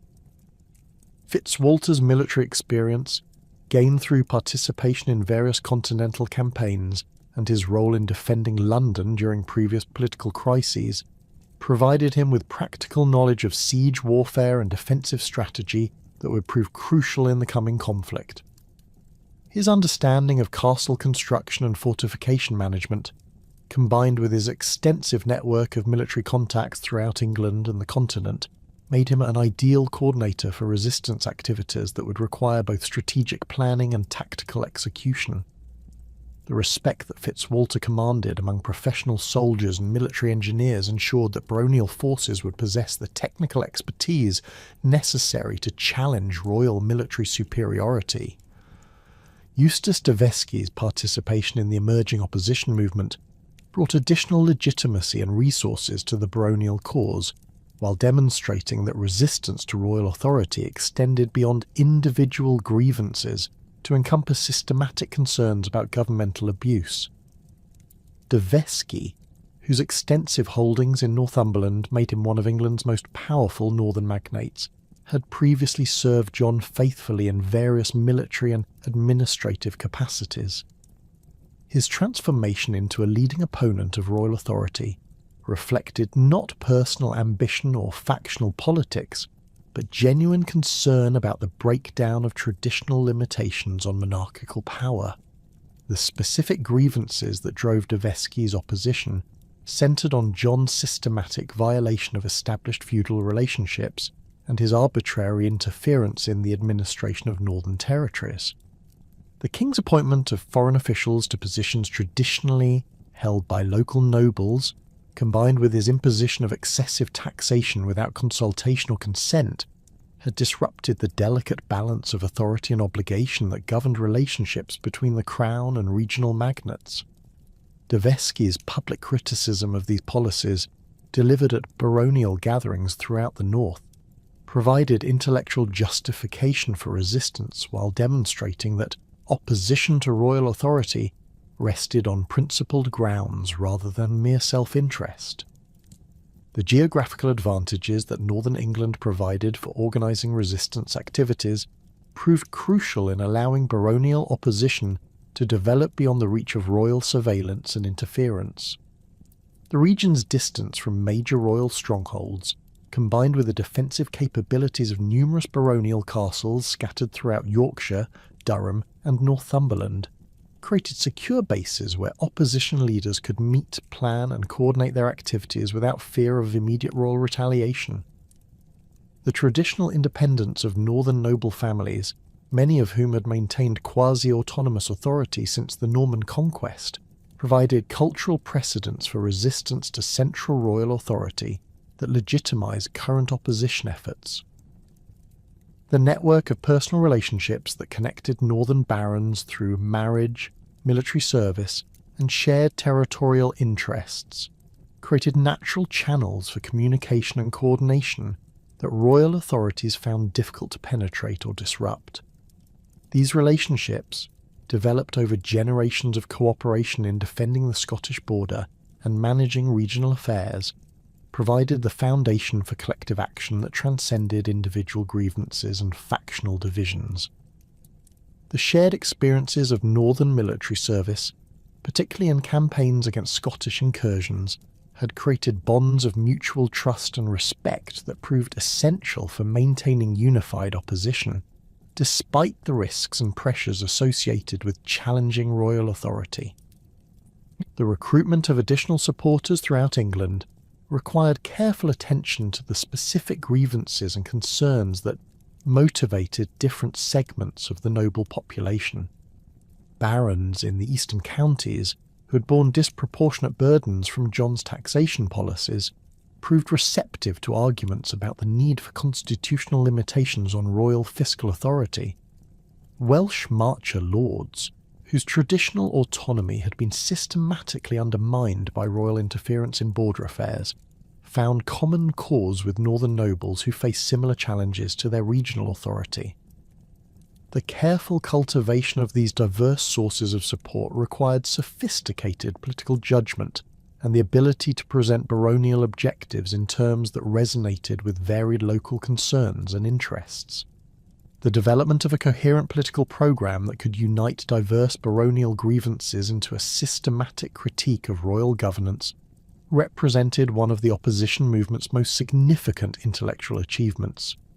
The preliminary discussions that took place at various baronial gatherings during 1213 and early 1214 focused on identifying common themes that connected individual complaints about royal behaviour with broader principles of governmental limitation and constitutional restraint. These conversations, conducted by men who possessed extensive practical experience in administration and law, produced sophisticated analyses of the relationship between royal authority and subject rights that would eventually find expression in formal constitutional documents. The influence of Stephen Langton on the developing baronial opposition provided crucial intellectual and moral authority that transformed what might have remained a factional rebellion into a principled constitutional movement. Langton's return to England following John's reconciliation with the papacy had placed the kingdom's most senior ecclesiastical figure in a position to observe royal governance practices and assess their compatibility with established legal and moral principles. His scholarly background, combined with his exposure to advanced political theory during his years at the University of Paris, equipped him with the intellectual tools necessary to articulate sophisticated arguments about the proper limitations on royal authority. Langton's careful study of Henry VI's coronation charter, a document that had been largely forgotten during the intervening century of Angevin rule, provided the baronial opposition with historical precedents for constitutional limitations on royal power. The charter's specific provisions regarding reasonable taxation, protection of church rights, and limitations on royal interference in feudal relationships offered concrete examples of how royal authority had been successfully constrained in the past. Langton's scholarly analysis of these precedents, combined with his moral authority as archbishop, provided the intellectual foundation for arguments that John's governance practices violated established English constitutional traditions rather than merely representing unfortunate policy choices.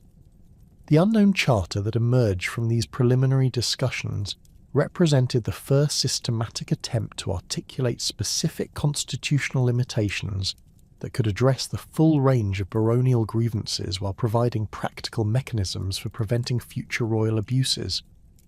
This document, whose exact authorship remains debated among historians, demonstrated the sophistication of baronial political thinking and their recognition that the effective constitutional reform required detailed attention to specific governmental practices rather than merely general statements of principle. The Charter's provisions regarding taxation, judicial procedures and feudal relationships reflected extensive practical experience with the specific mechanisms through which royal authority had been abused during John's reign. The unknown charter's treatment of taxation issues revealed the barons' sophisticated understanding of the financial mechanisms that had enabled John's oppressive policies while providing specific remedies designed to prevent future fiscal abuse. The document's requirement that extraordinary taxation receive baronial consent before implementation addressed the fundamental problem of arbitrary revenue extraction that had characterized John's later years. The establishment of specific procedures for assessing and collecting royal revenues, combined with requirements for accounting and oversight, demonstrated baronial recognition that constitutional limitations required institutional mechanisms rather than merely royal promises of better behaviour. The judicial reforms outlined in the unknown charter reflected detailed knowledge of the specific procedures through which John had corrupted legal processes to serve personal and political objectives. The document's provisions regarding the appointment of judges, the conduct of legal proceedings, and the protection of property rights addressed the systematic abuses that had undermined popular confidence in royal justice. The requirement that legal decisions be based on established law and evidence rather than royal preference represented a fundamental challenge to John's conception of judicial authority, while providing practical protections for subjects who had suffered under arbitrary legal proceedings. The military preparations that accompanied the development of baronial political programs demonstrated the opposition's recognition that constitutional reform would ultimately require the credible threat of armed resistance to compel royal compliance. The systematic strengthening of baronial castles throughout northern England combined with the recruitment of professional military advisors and the accumulation of weapons and supplies, created the infrastructure necessary for sustained resistance against royal military forces. These preparations, conducted with careful attention to maintaining the appearance of routine defensive measures, allowed the baronial opposition to develop significant military capabilities without provoking premature royal intervention. The coordination of military preparations across multiple baronial territories required sophisticated logistical planning and secure communication networks that could operate despite royal surveillance efforts. The movement of weapons, supplies, and personnel between different baronial strongholds involved careful timing and route selection to avoid detection by royal agents who were increasingly alert to signs of organised opposition. The development of contingency plans for mutual military support, including specific arrangements for coordinating defensive efforts and sharing resources during potential sieges, demonstrated the systematic nature of baronial military planning and their recognition that successful resistance would require collective action rather than individual heroics. The recruitment of foreign military advisors and mercenary specialists provided the baronial opposition with access to the latest developments in siege warfare and defensive strategy that would prove crucial in any armed confrontation with royal forces. These specialists, many recruited from regions where baronial resistance to royal authority had achieved success in recent decades, brought practical experience with the specific challenges of conducting military operations against professional royal armies. Their knowledge of siege equipment, fortification techniques, and battlefield tactics supplemented the traditional military skills possessed by English barons, while providing access to innovations that royal forces might not anticipate. The financial resources necessary to support extended military operations required careful coordination of baronial economic assets and the development of alternative revenue sources that could operate independently of royal control. The pooling of resources from multiple baronial territories, combined with contributions from sympathetic merchants and urban communities, created a financial foundation that could support the costs of professional military forces and extended siege operations. The establishment of secure financial networks that could transfer funds and supplies between different opposition centres without royal interference demonstrated the sophisticated organisational capabilities that the baronial movement had developed during its preparatory phase. The diplomatic initiatives that accompanied military preparations revealed the baronial opposition's recognition that successful resistance would require international support and legitimacy that could counter royal propaganda and diplomatic pressure. The careful cultivation of relationships with foreign rulers who possessed their own grievances against John's policies, combined with appeals to ecclesiastical authorities who retained concerns about royal treatment of church interests, created potential sources of external support that could prove crucial during extended conflict. These diplomatic efforts, conducted through unofficial channels that avoided direct challenge to royal authority, demonstrated the political sophistication of baronial leadership and their understanding that domestic resistance required international context to achieve ultimate success. The capture of London in May 1215 represented the culmination of months of careful planning and demonstrated the baronial opposition's capacity for coordinated military action that could achieve decisive strategic objectives.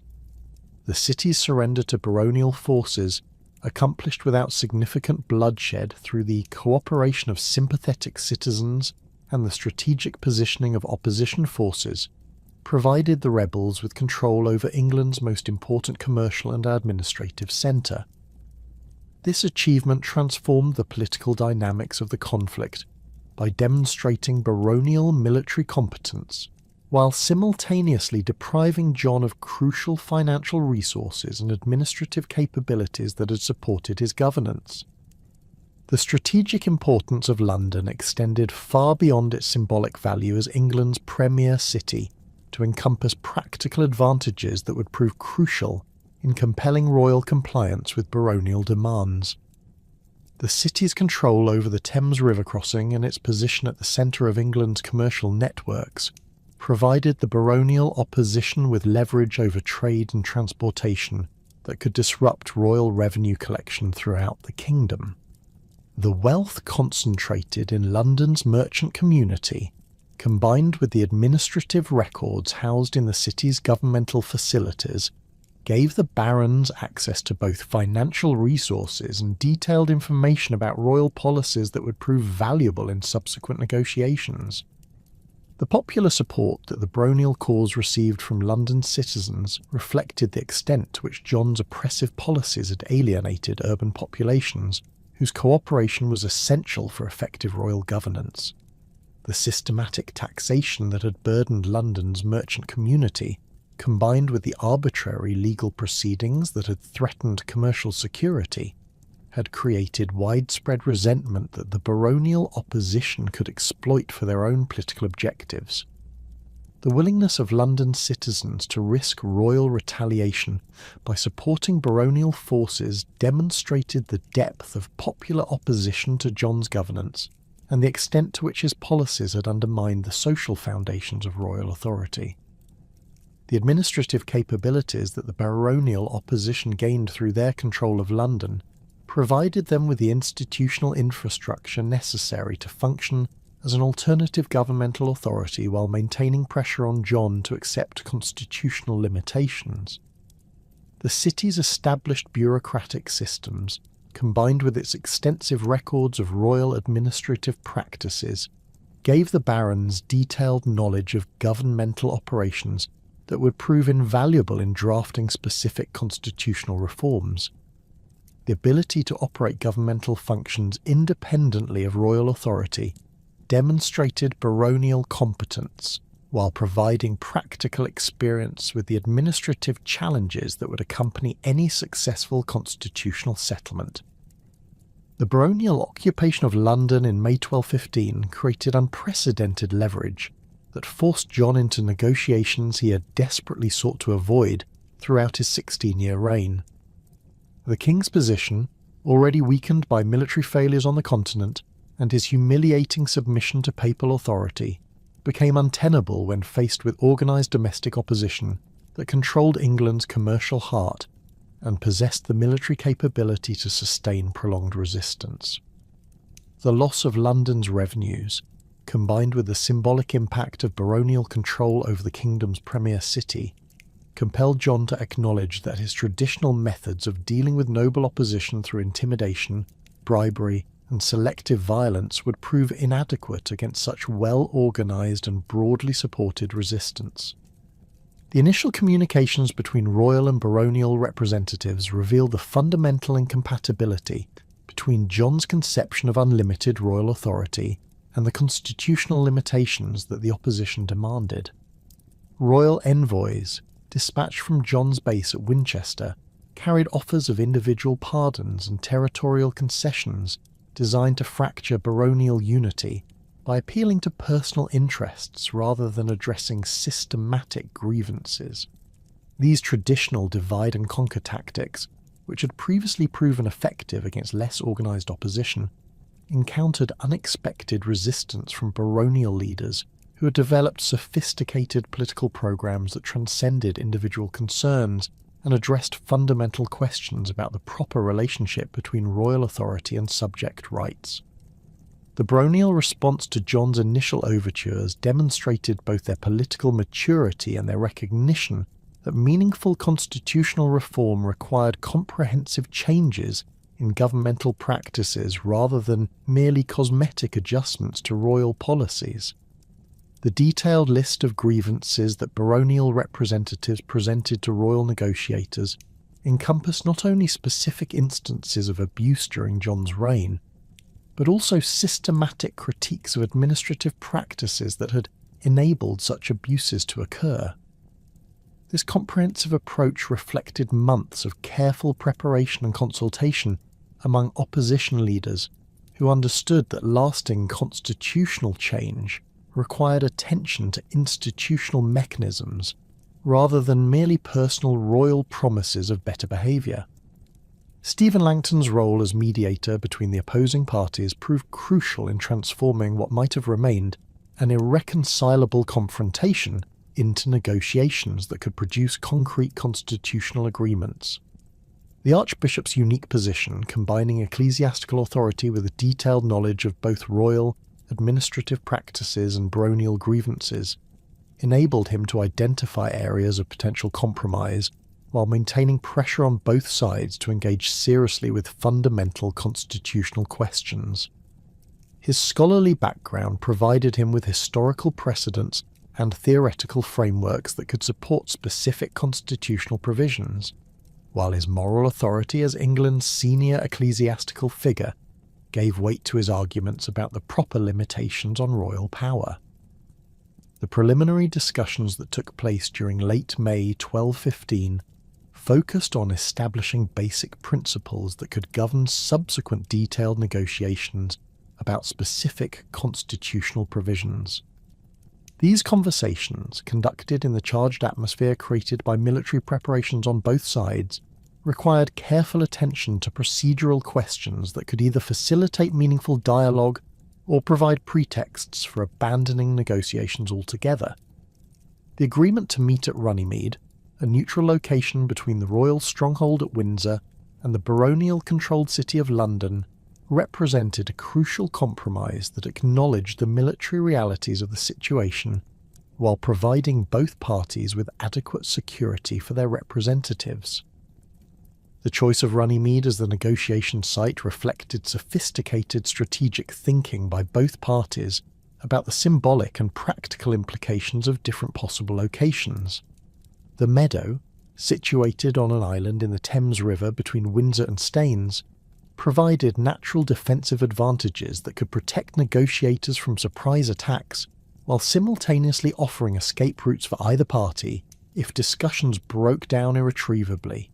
The location's historical associations with royal councils and its position on neutral ground between competing power centres made it an appropriate venue for discussions that would fundamentally reshape the relationship between crown and nobility. The physical arrangements for the Runnymede negotiations reveal the complex security concerns and protocol requirements that governed high-stakes political discussions in medieval England. Both parties established separate encampments on opposite sides of the meadow, with elaborate pavilions for their principal representatives and smaller tents for the numerous advisors, clerks, and guards who accompanied the negotiating parties. The careful positioning of these encampments, designed to provide security while facilitating communication, created a temporary diplomatic compound where England's most powerful political figures could engage in unprecedented constitutional discussions. John's personal participation in the Runnymede negotiations demonstrated both his recognition of the crisis's severity and his continuing belief that his political skills and personal authority could secure more favourable terms than his representatives might achieve independently. The king's presence at the negotiations, accompanied by a substantial retinue of royal officials and military advisors, emphasised the constitutional significance of the discussions, while providing him with direct control over royal concessions and commitments. However, his participation also exposed him to personal humiliation, as the extent of required constitutional limitations became apparent through detailed negotiations with baronial representatives who possessed comprehensive knowledge of his administrative abuses. The baronial negotiating team reflected the broad geographic and social base of opposition to John's governance, while demonstrating the sophisticated political organisation that had made effective resistance possible. Robert Fitzwalter's leadership of the baronial delegation emphasised his role as the military architect of opposition, while the participation of figures like Eustace de Vesci and Richard de Percy represented the northern baronial interests that had provided crucial early support for resistance activities. The inclusion of representatives from different regions and social groups ensured that constitutional provisions would address the full range of grievances that had motivated opposition, while preventing John from exploiting regional or factional divisions to undermine baronial unity. The detailed negotiations that produced the specific provisions of Magna Carta revealed both the extensive preparation that baronial representatives had undertaken and their sophisticated understanding of the administrative mechanisms through which royal authority had been abused. The Charter's opening clauses, establishing the freedom of the English Church and confirming traditional ecclesiastical privileges, reflected Langton's influence while addressing concerns about royal interference in religious affairs that had characterised John's conflicts with papal authority. These provisions served multiple political functions, securing ecclesiastical support for constitutional limitations, while establishing precedents for institutional autonomy that could be extended to secular governmental functions. The taxation clauses that form the Charter's political and economic core demonstrated baronial recognition that effective constitutional limitations required specific procedural safeguards rather than merely general statements of principle. Clause 12's requirement that scutage and extraordinary aids receive common counsel before implementation addressed the fundamental mechanism through which John had extracted excessive revenues from his subjects. The establishment of specific consultation procedures, including requirements for summoning representatives from different social groups and regions, created institutional frameworks that could prevent future arbitrary taxation, while providing subjects with meaningful participation in fiscal decision-making. The detailed provisions regarding the composition and procedures of the Common Council revealed sophisticated baronial thinking about the institutional requirements for effective constitutional government. The specification that archbishops, bishops, abbots, earls and greater barons receive individual summons, while lesser tenants-in-chief be summoned through sheriffs and bailiffs, established hierarchical representation that acknowledged existing social structures while ensuring broad participation in governmental decisions. The requirement for 40 days' notice before council meetings provided adequate time for consultation and preparation, while preventing royal manipulation through surprise assemblies or inadequate notification procedures. The Charter's judicial provisions addressed the systematic corruption of legal processes that had characterised John's later years, while establishing specific protections for property rights and procedural fairness. Clause 39's guarantee that no free man would be imprisoned, dispossessed or harmed, except through lawful judgment of his peers or the law of the land, represented a fundamental limitation on royal authority that directly challenged John's arbitrary treatment of political opponents. This provision, supported by detailed requirements for consistent legal procedures and qualified judges, created institutional safeguards against the judicial manipulation that had enabled royal oppression throughout John's reign. The establishment of specific procedures for legal appeals and the requirement that royal courts operate according to established law rather than royal preference addressed the systematic abuses that had undermined popular confidence in royal justice. The Charter's provisions regarding the appointment of qualified judges and the conduct of legal proceedings created institutional frameworks that could maintain judicial independence even under royal pressure. The requirement that legal decisions be based on evidence and established precedent rather than political considerations represented a fundamental challenge to John's conception of judicial authority as an extension of personal royal will. The Charter's treatment of feudal relationships reflected baronial determination to restore traditional limitations on royal authority while preventing the arbitrary interference in noble affairs that had characterised John's governance. The provisions regarding reasonable reliefs, wardships and marriages addressed specific mechanisms through which John had extracted excessive revenues while disrupting established family relationships and territorial arrangements.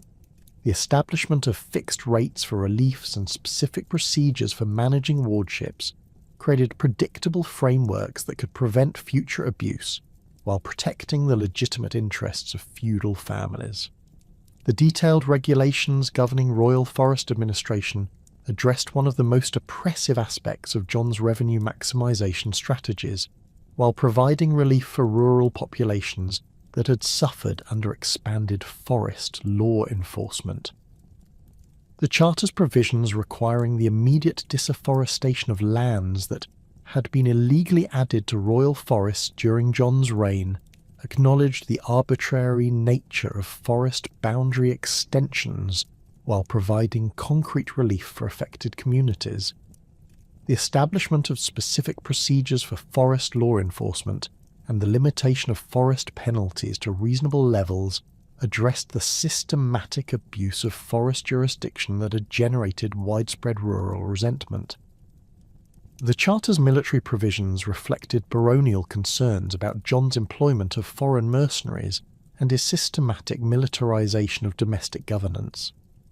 The requirement that foreign knights and mercenaries be dismissed from England addressed immediate security concerns while preventing future royal reliance on military forces that possessed no connections to English communities and traditions.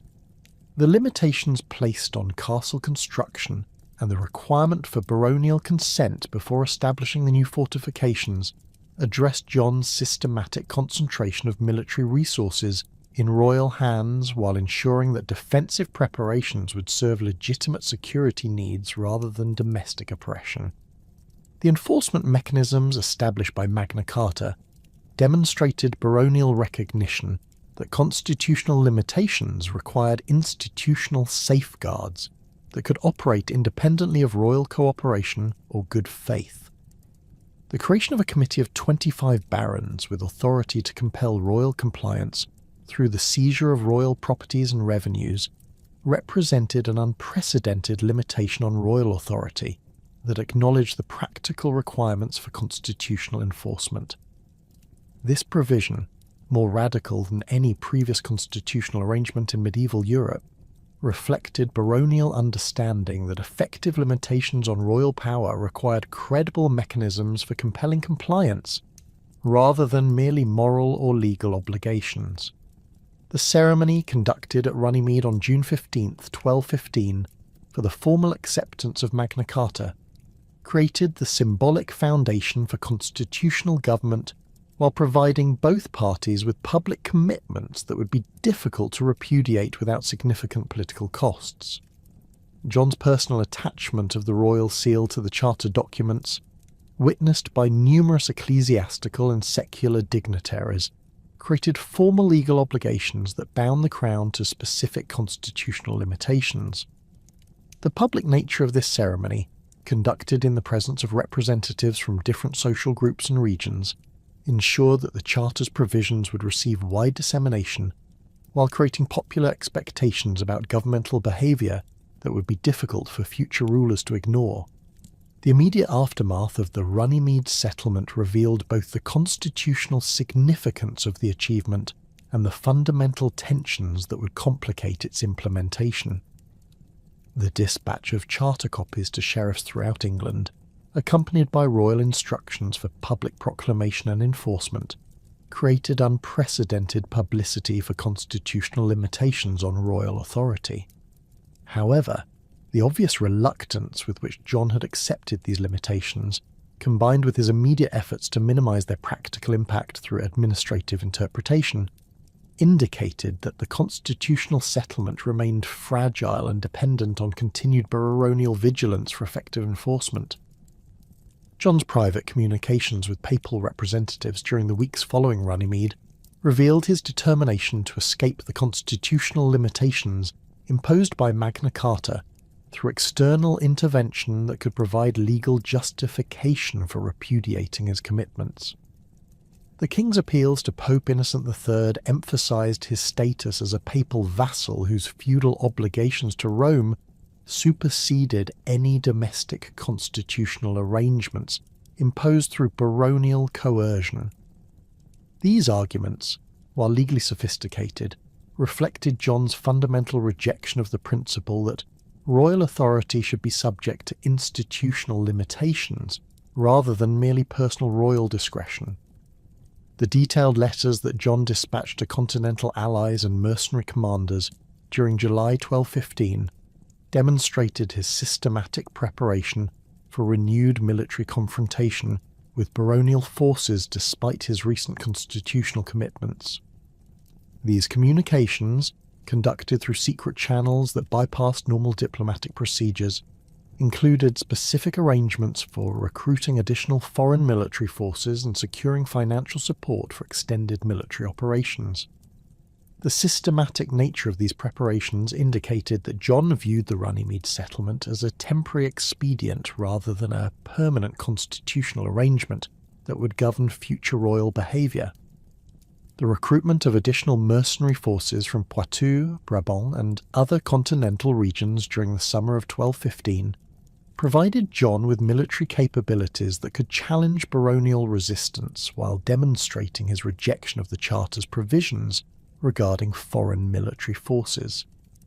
The arrival of these professional soldiers, under commanders like Hugh de Boves and Walter Buck, created immediate tensions with local populations while providing John with military resources that were not subject to the feudal limitations that constrained his use of English forces. The systematic positioning of these mercenary units at strategic locations throughout England indicated royal preparation for comprehensive military operations against baronial strongholds.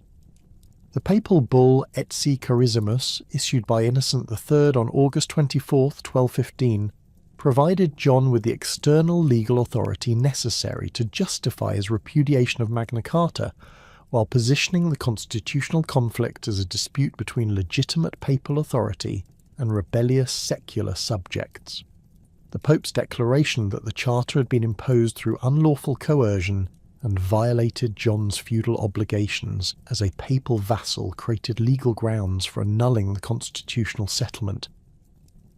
This papal intervention transformed the domestic constitutional crisis into an international conflict involving the highest ecclesiastical authority in medieval Europe, while providing John with moral and legal justification for renewed military action against his subjects. The specific language employed in the papal annulment emphasised the coercive circumstances surrounding the Charter's creation, while rejecting the principle that royal authority could be subject to institutional limitations imposed by subjects. Innocent's characterisation of the baronial opposition as rebels acting against legitimate royal authority provided John with propaganda advantages while positioning papal authority as the defender of established governmental hierarchy against revolutionary constitutional innovation. The Pope's explicit prohibition against future observance of the Charter's provisions created legal obligations for English ecclesiastical authorities while providing John with external validation for his rejection of constitutional limitations. The military preparations that accompanied John's formal repudiation of Magna Carta in September 1215 demonstrated his confidence that superior royal resources and foreign military support could overcome baronial resistance despite their control of London and their demonstrated organisational capabilities. The systematic strengthening of royal castles throughout England, combined with the strategic positioning of mercenary forces and the accumulation of siege equipment, created the infrastructure necessary for comprehensive military operations against baronial strongholds. These preparations, conducted with characteristic attention to logistical detail, indicated John's determination to resolve the constitutional crisis through military victory rather than political compromise.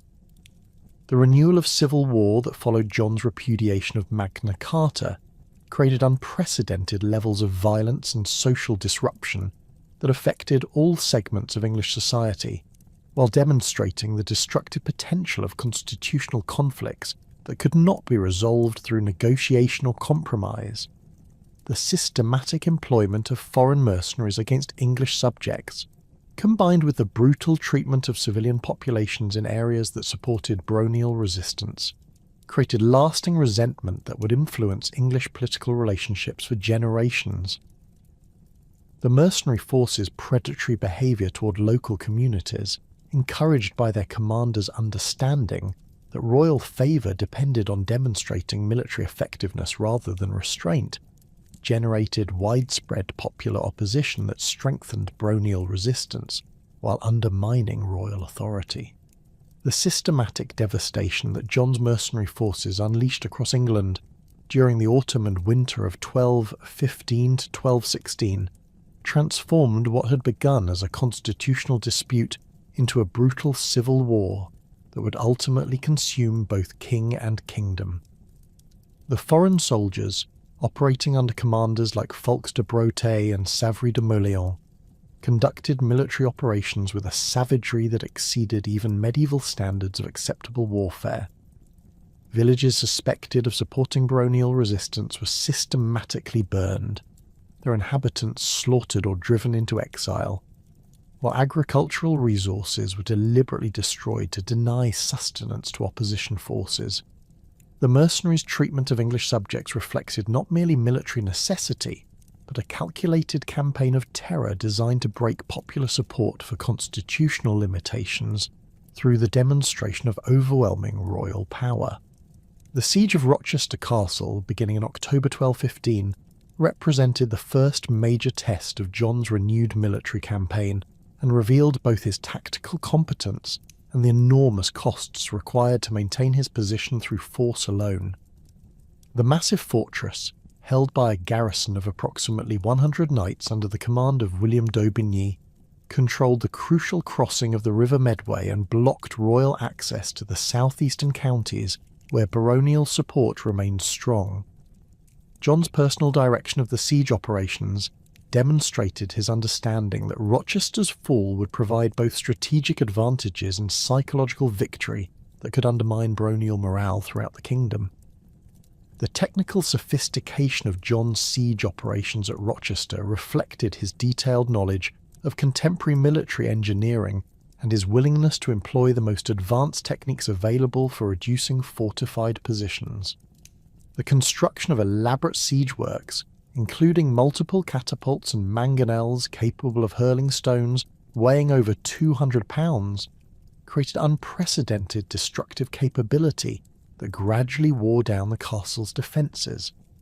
The systematic undermining of the Great Tower, accomplished through the excavation of tunnels beneath its foundations and the subsequent burning of timber supports, demonstrated the professional competence of John's continental engineers and their mastery of siege warfare techniques that few English fortifications had been designed to withstand.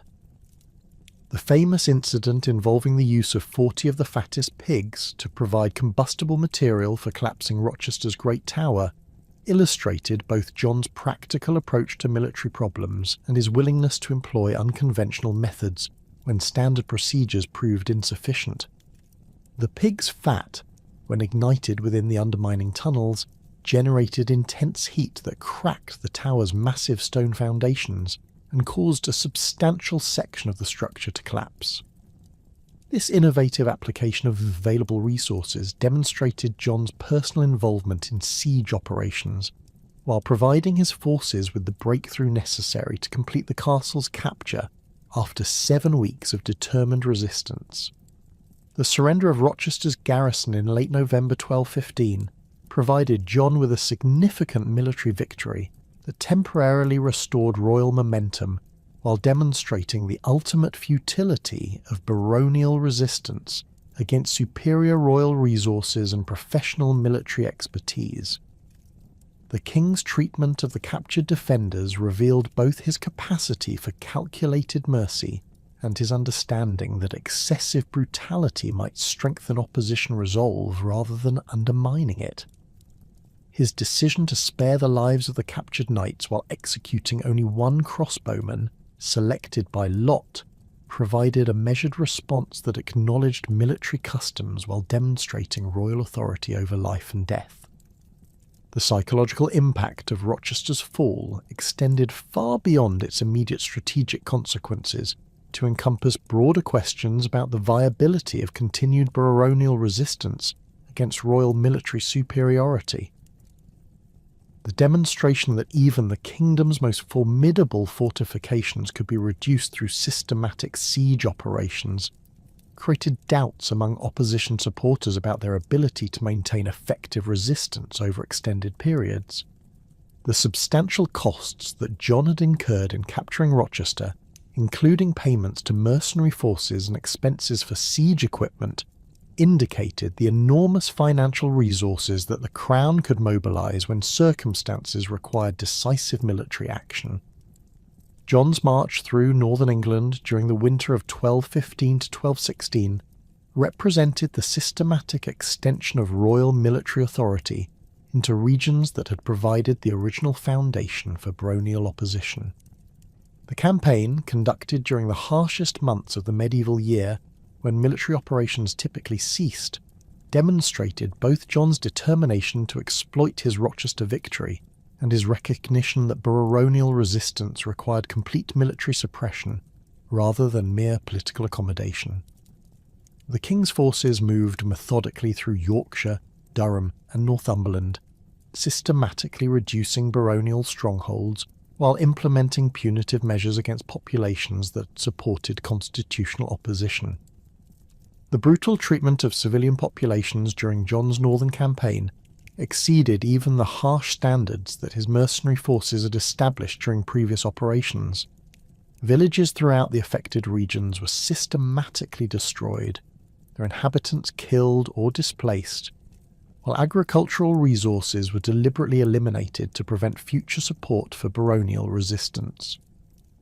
Contemporary chroniclers described scenes of unprecedented devastation, with entire communities reduced to smoking ruins and surviving populations forced to flee into Scotland or other regions beyond royal reach.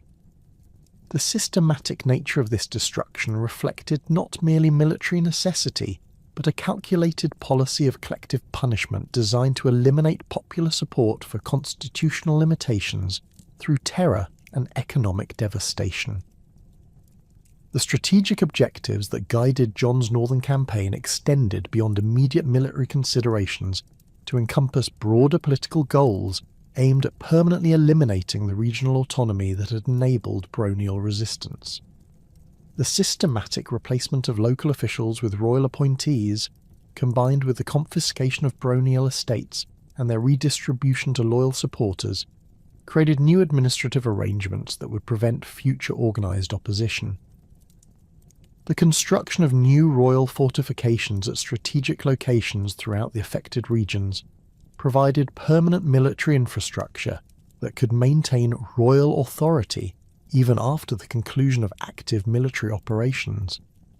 The international dimensions of the Civil War became increasingly apparent during early 1216, as both John and his baronial opponents sought external support for their competing claims to legitimate authority. The Baron's invitation to Prince Louis of France to accept the English crown represented a desperate attempt to secure foreign military assistance, while providing their resistance with international legitimacy. Louis, the eldest son of Philip Augustus and heir to the French throne, possessed both the military resources necessary to challenge John's mercenary forces and the dynastic credentials that could justify his intervention in English affairs through his marriage to Blanche of Castile, whose grandmother had been Eleanor of Aquitaine. The specific terms of the agreement between the English barons and Prince Louis reveal the extent to which constitutional opposition had evolved into a comprehensive rejection of John's continued rule. The barons' formal renunciation of their feudal allegiance to John, combined with their recognition of Louis as their rightful sovereign, represented an unprecedented challenge to royal authority that went far beyond the constitutional limitations originally demanded in Magna Carta. This escalation reflected both the failure of constitutional remedies to constrain royal behaviour and the barons' recognition that effective limitations on royal power might require the complete replacement of the existing monarch with a ruler who would accept constitutional constraints. Louis's acceptance of the baronial invitation and his subsequent military preparations for an invasion of England transformed the English Civil War into an international conflict with profound implications for the balance of European power.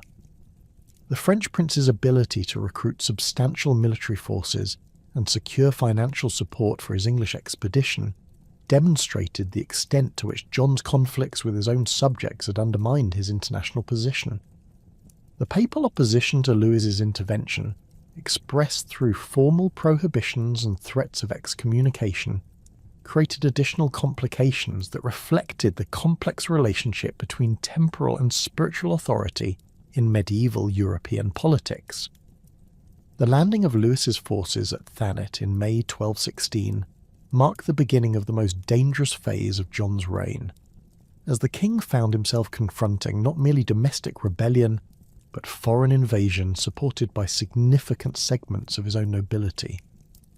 The French prince's army, comprising approximately 1,200 knights and 7,000 infantry, possessed both the numerical strength and professional competence necessary to challenge royal military superiority.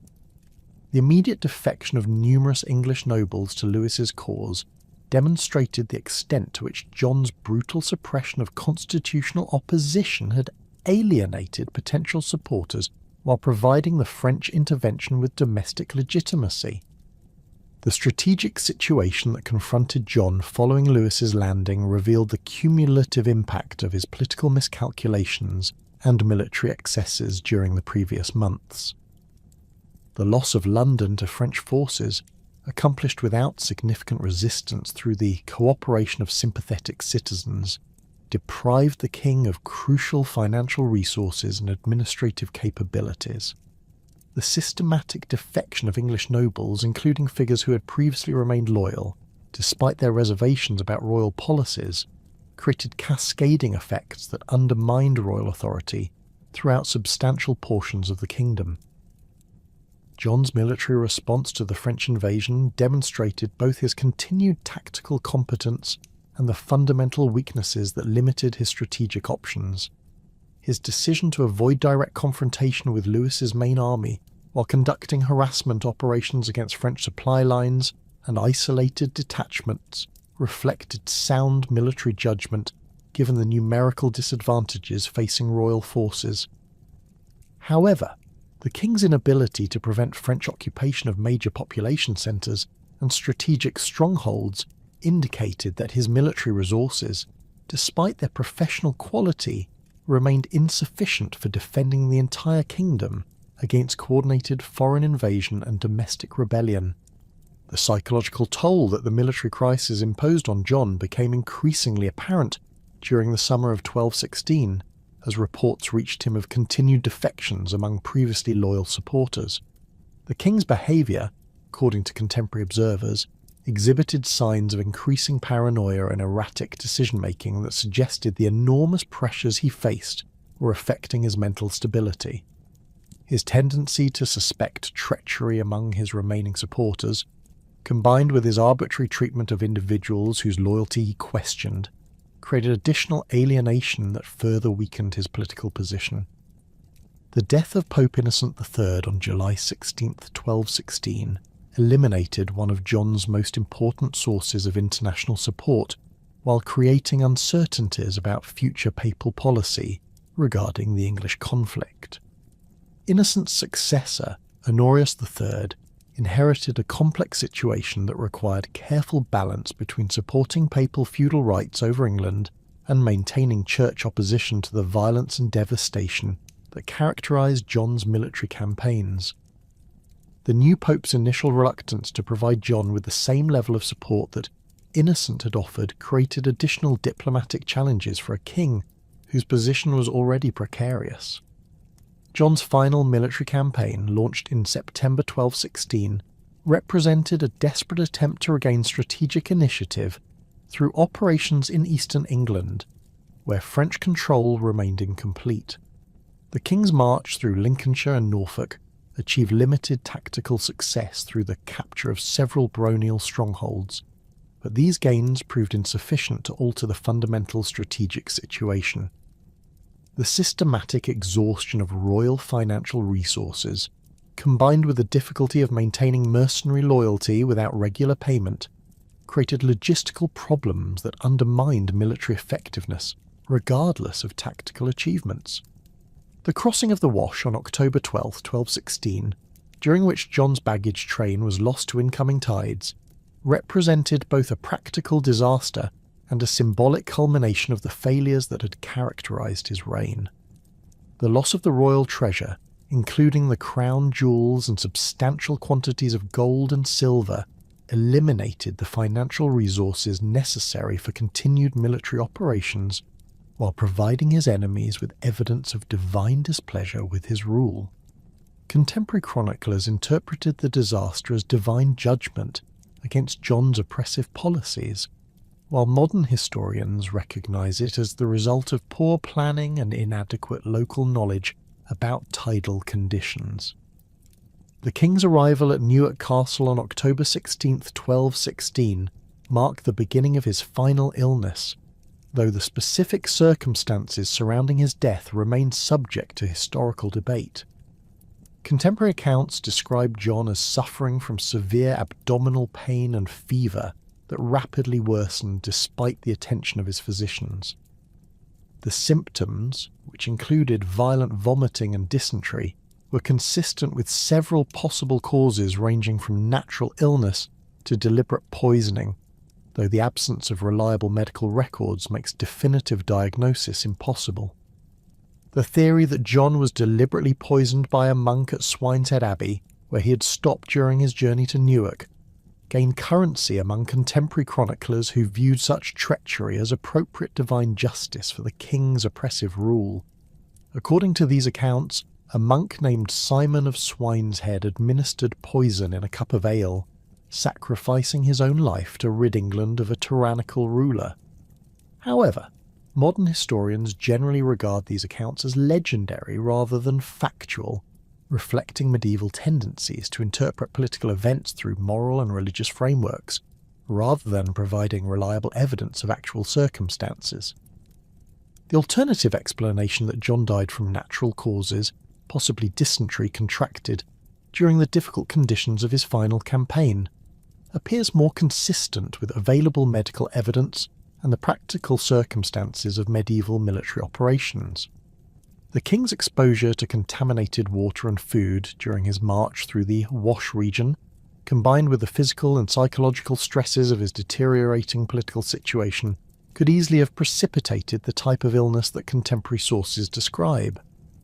The rapid progression of his symptoms, from initial discomfort to death within a matter of days, was characteristic of severe dysentery or similar intestinal disorders that were common causes of mortality in medieval armies. John's death at Newark Castle during the night of October 18th, 1216, occurred in the presence of his remaining loyal supporters, including several bishops and secular magnates who had maintained their allegiance despite the king's unpopularity and military failures. The deathbed scene, as described by contemporary chroniclers, included expressions of remorse for past actions and instructions for his burial at Worcester Cathedral, near the tomb of St. Wulfstan, a choice that reflected John's hope for divine forgiveness despite his conflicts with ecclesiastical authority. His final instructions regarding the succession of his 9-year-old son Henry demonstrated his continued concern for dynastic continuity, even as his own reign collapsed in military defeat and civil war.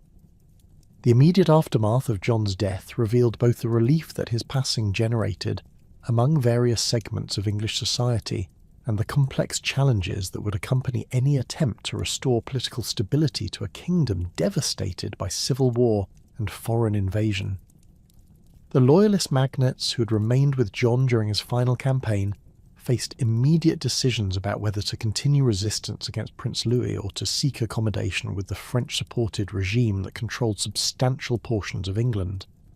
Their choice to support the succession of young Henry III, despite the obvious difficulties involved in defending a child king's rights against an established adult claimant, reflected both dynastic loyalty and recognition that John's personal unpopularity had been a major factor in the success of baronial opposition.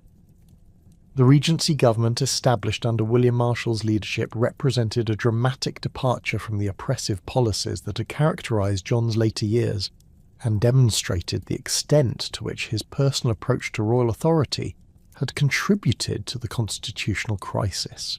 Marshall's decision to reissue Magna Carta in modified form, combined with his systematic reversal of John's most unpopular policies, provided the foundation for political reconciliation that would gradually undermine support for French intervention.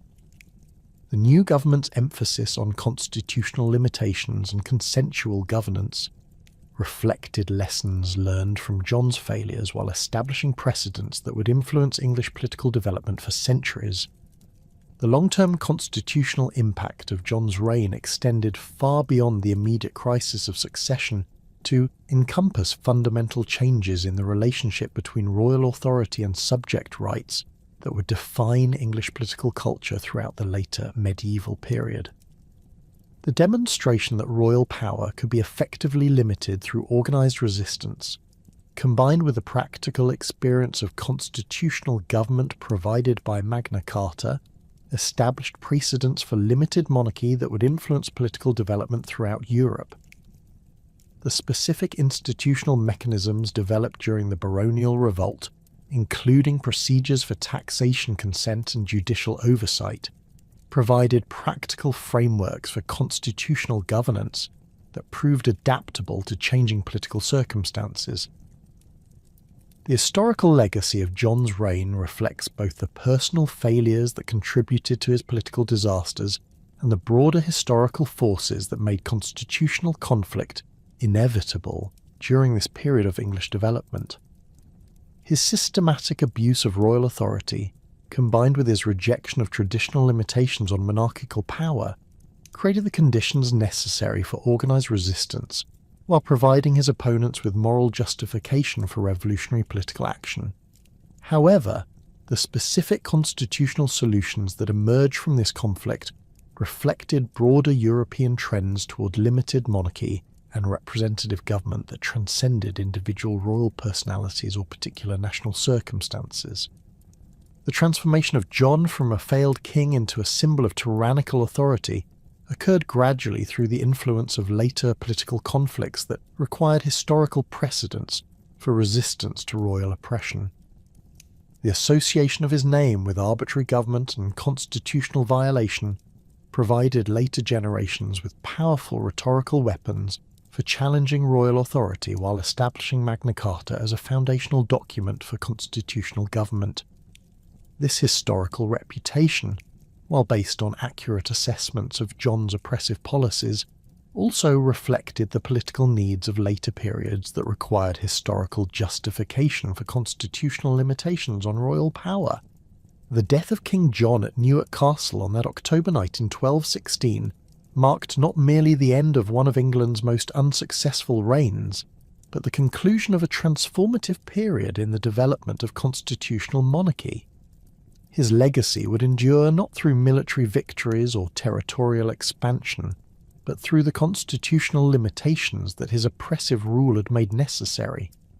The great charter that his tyranny had provoked would outlive him by centuries, establishing principles of limited government and subject rights that would influence political development far beyond the borders of medieval England.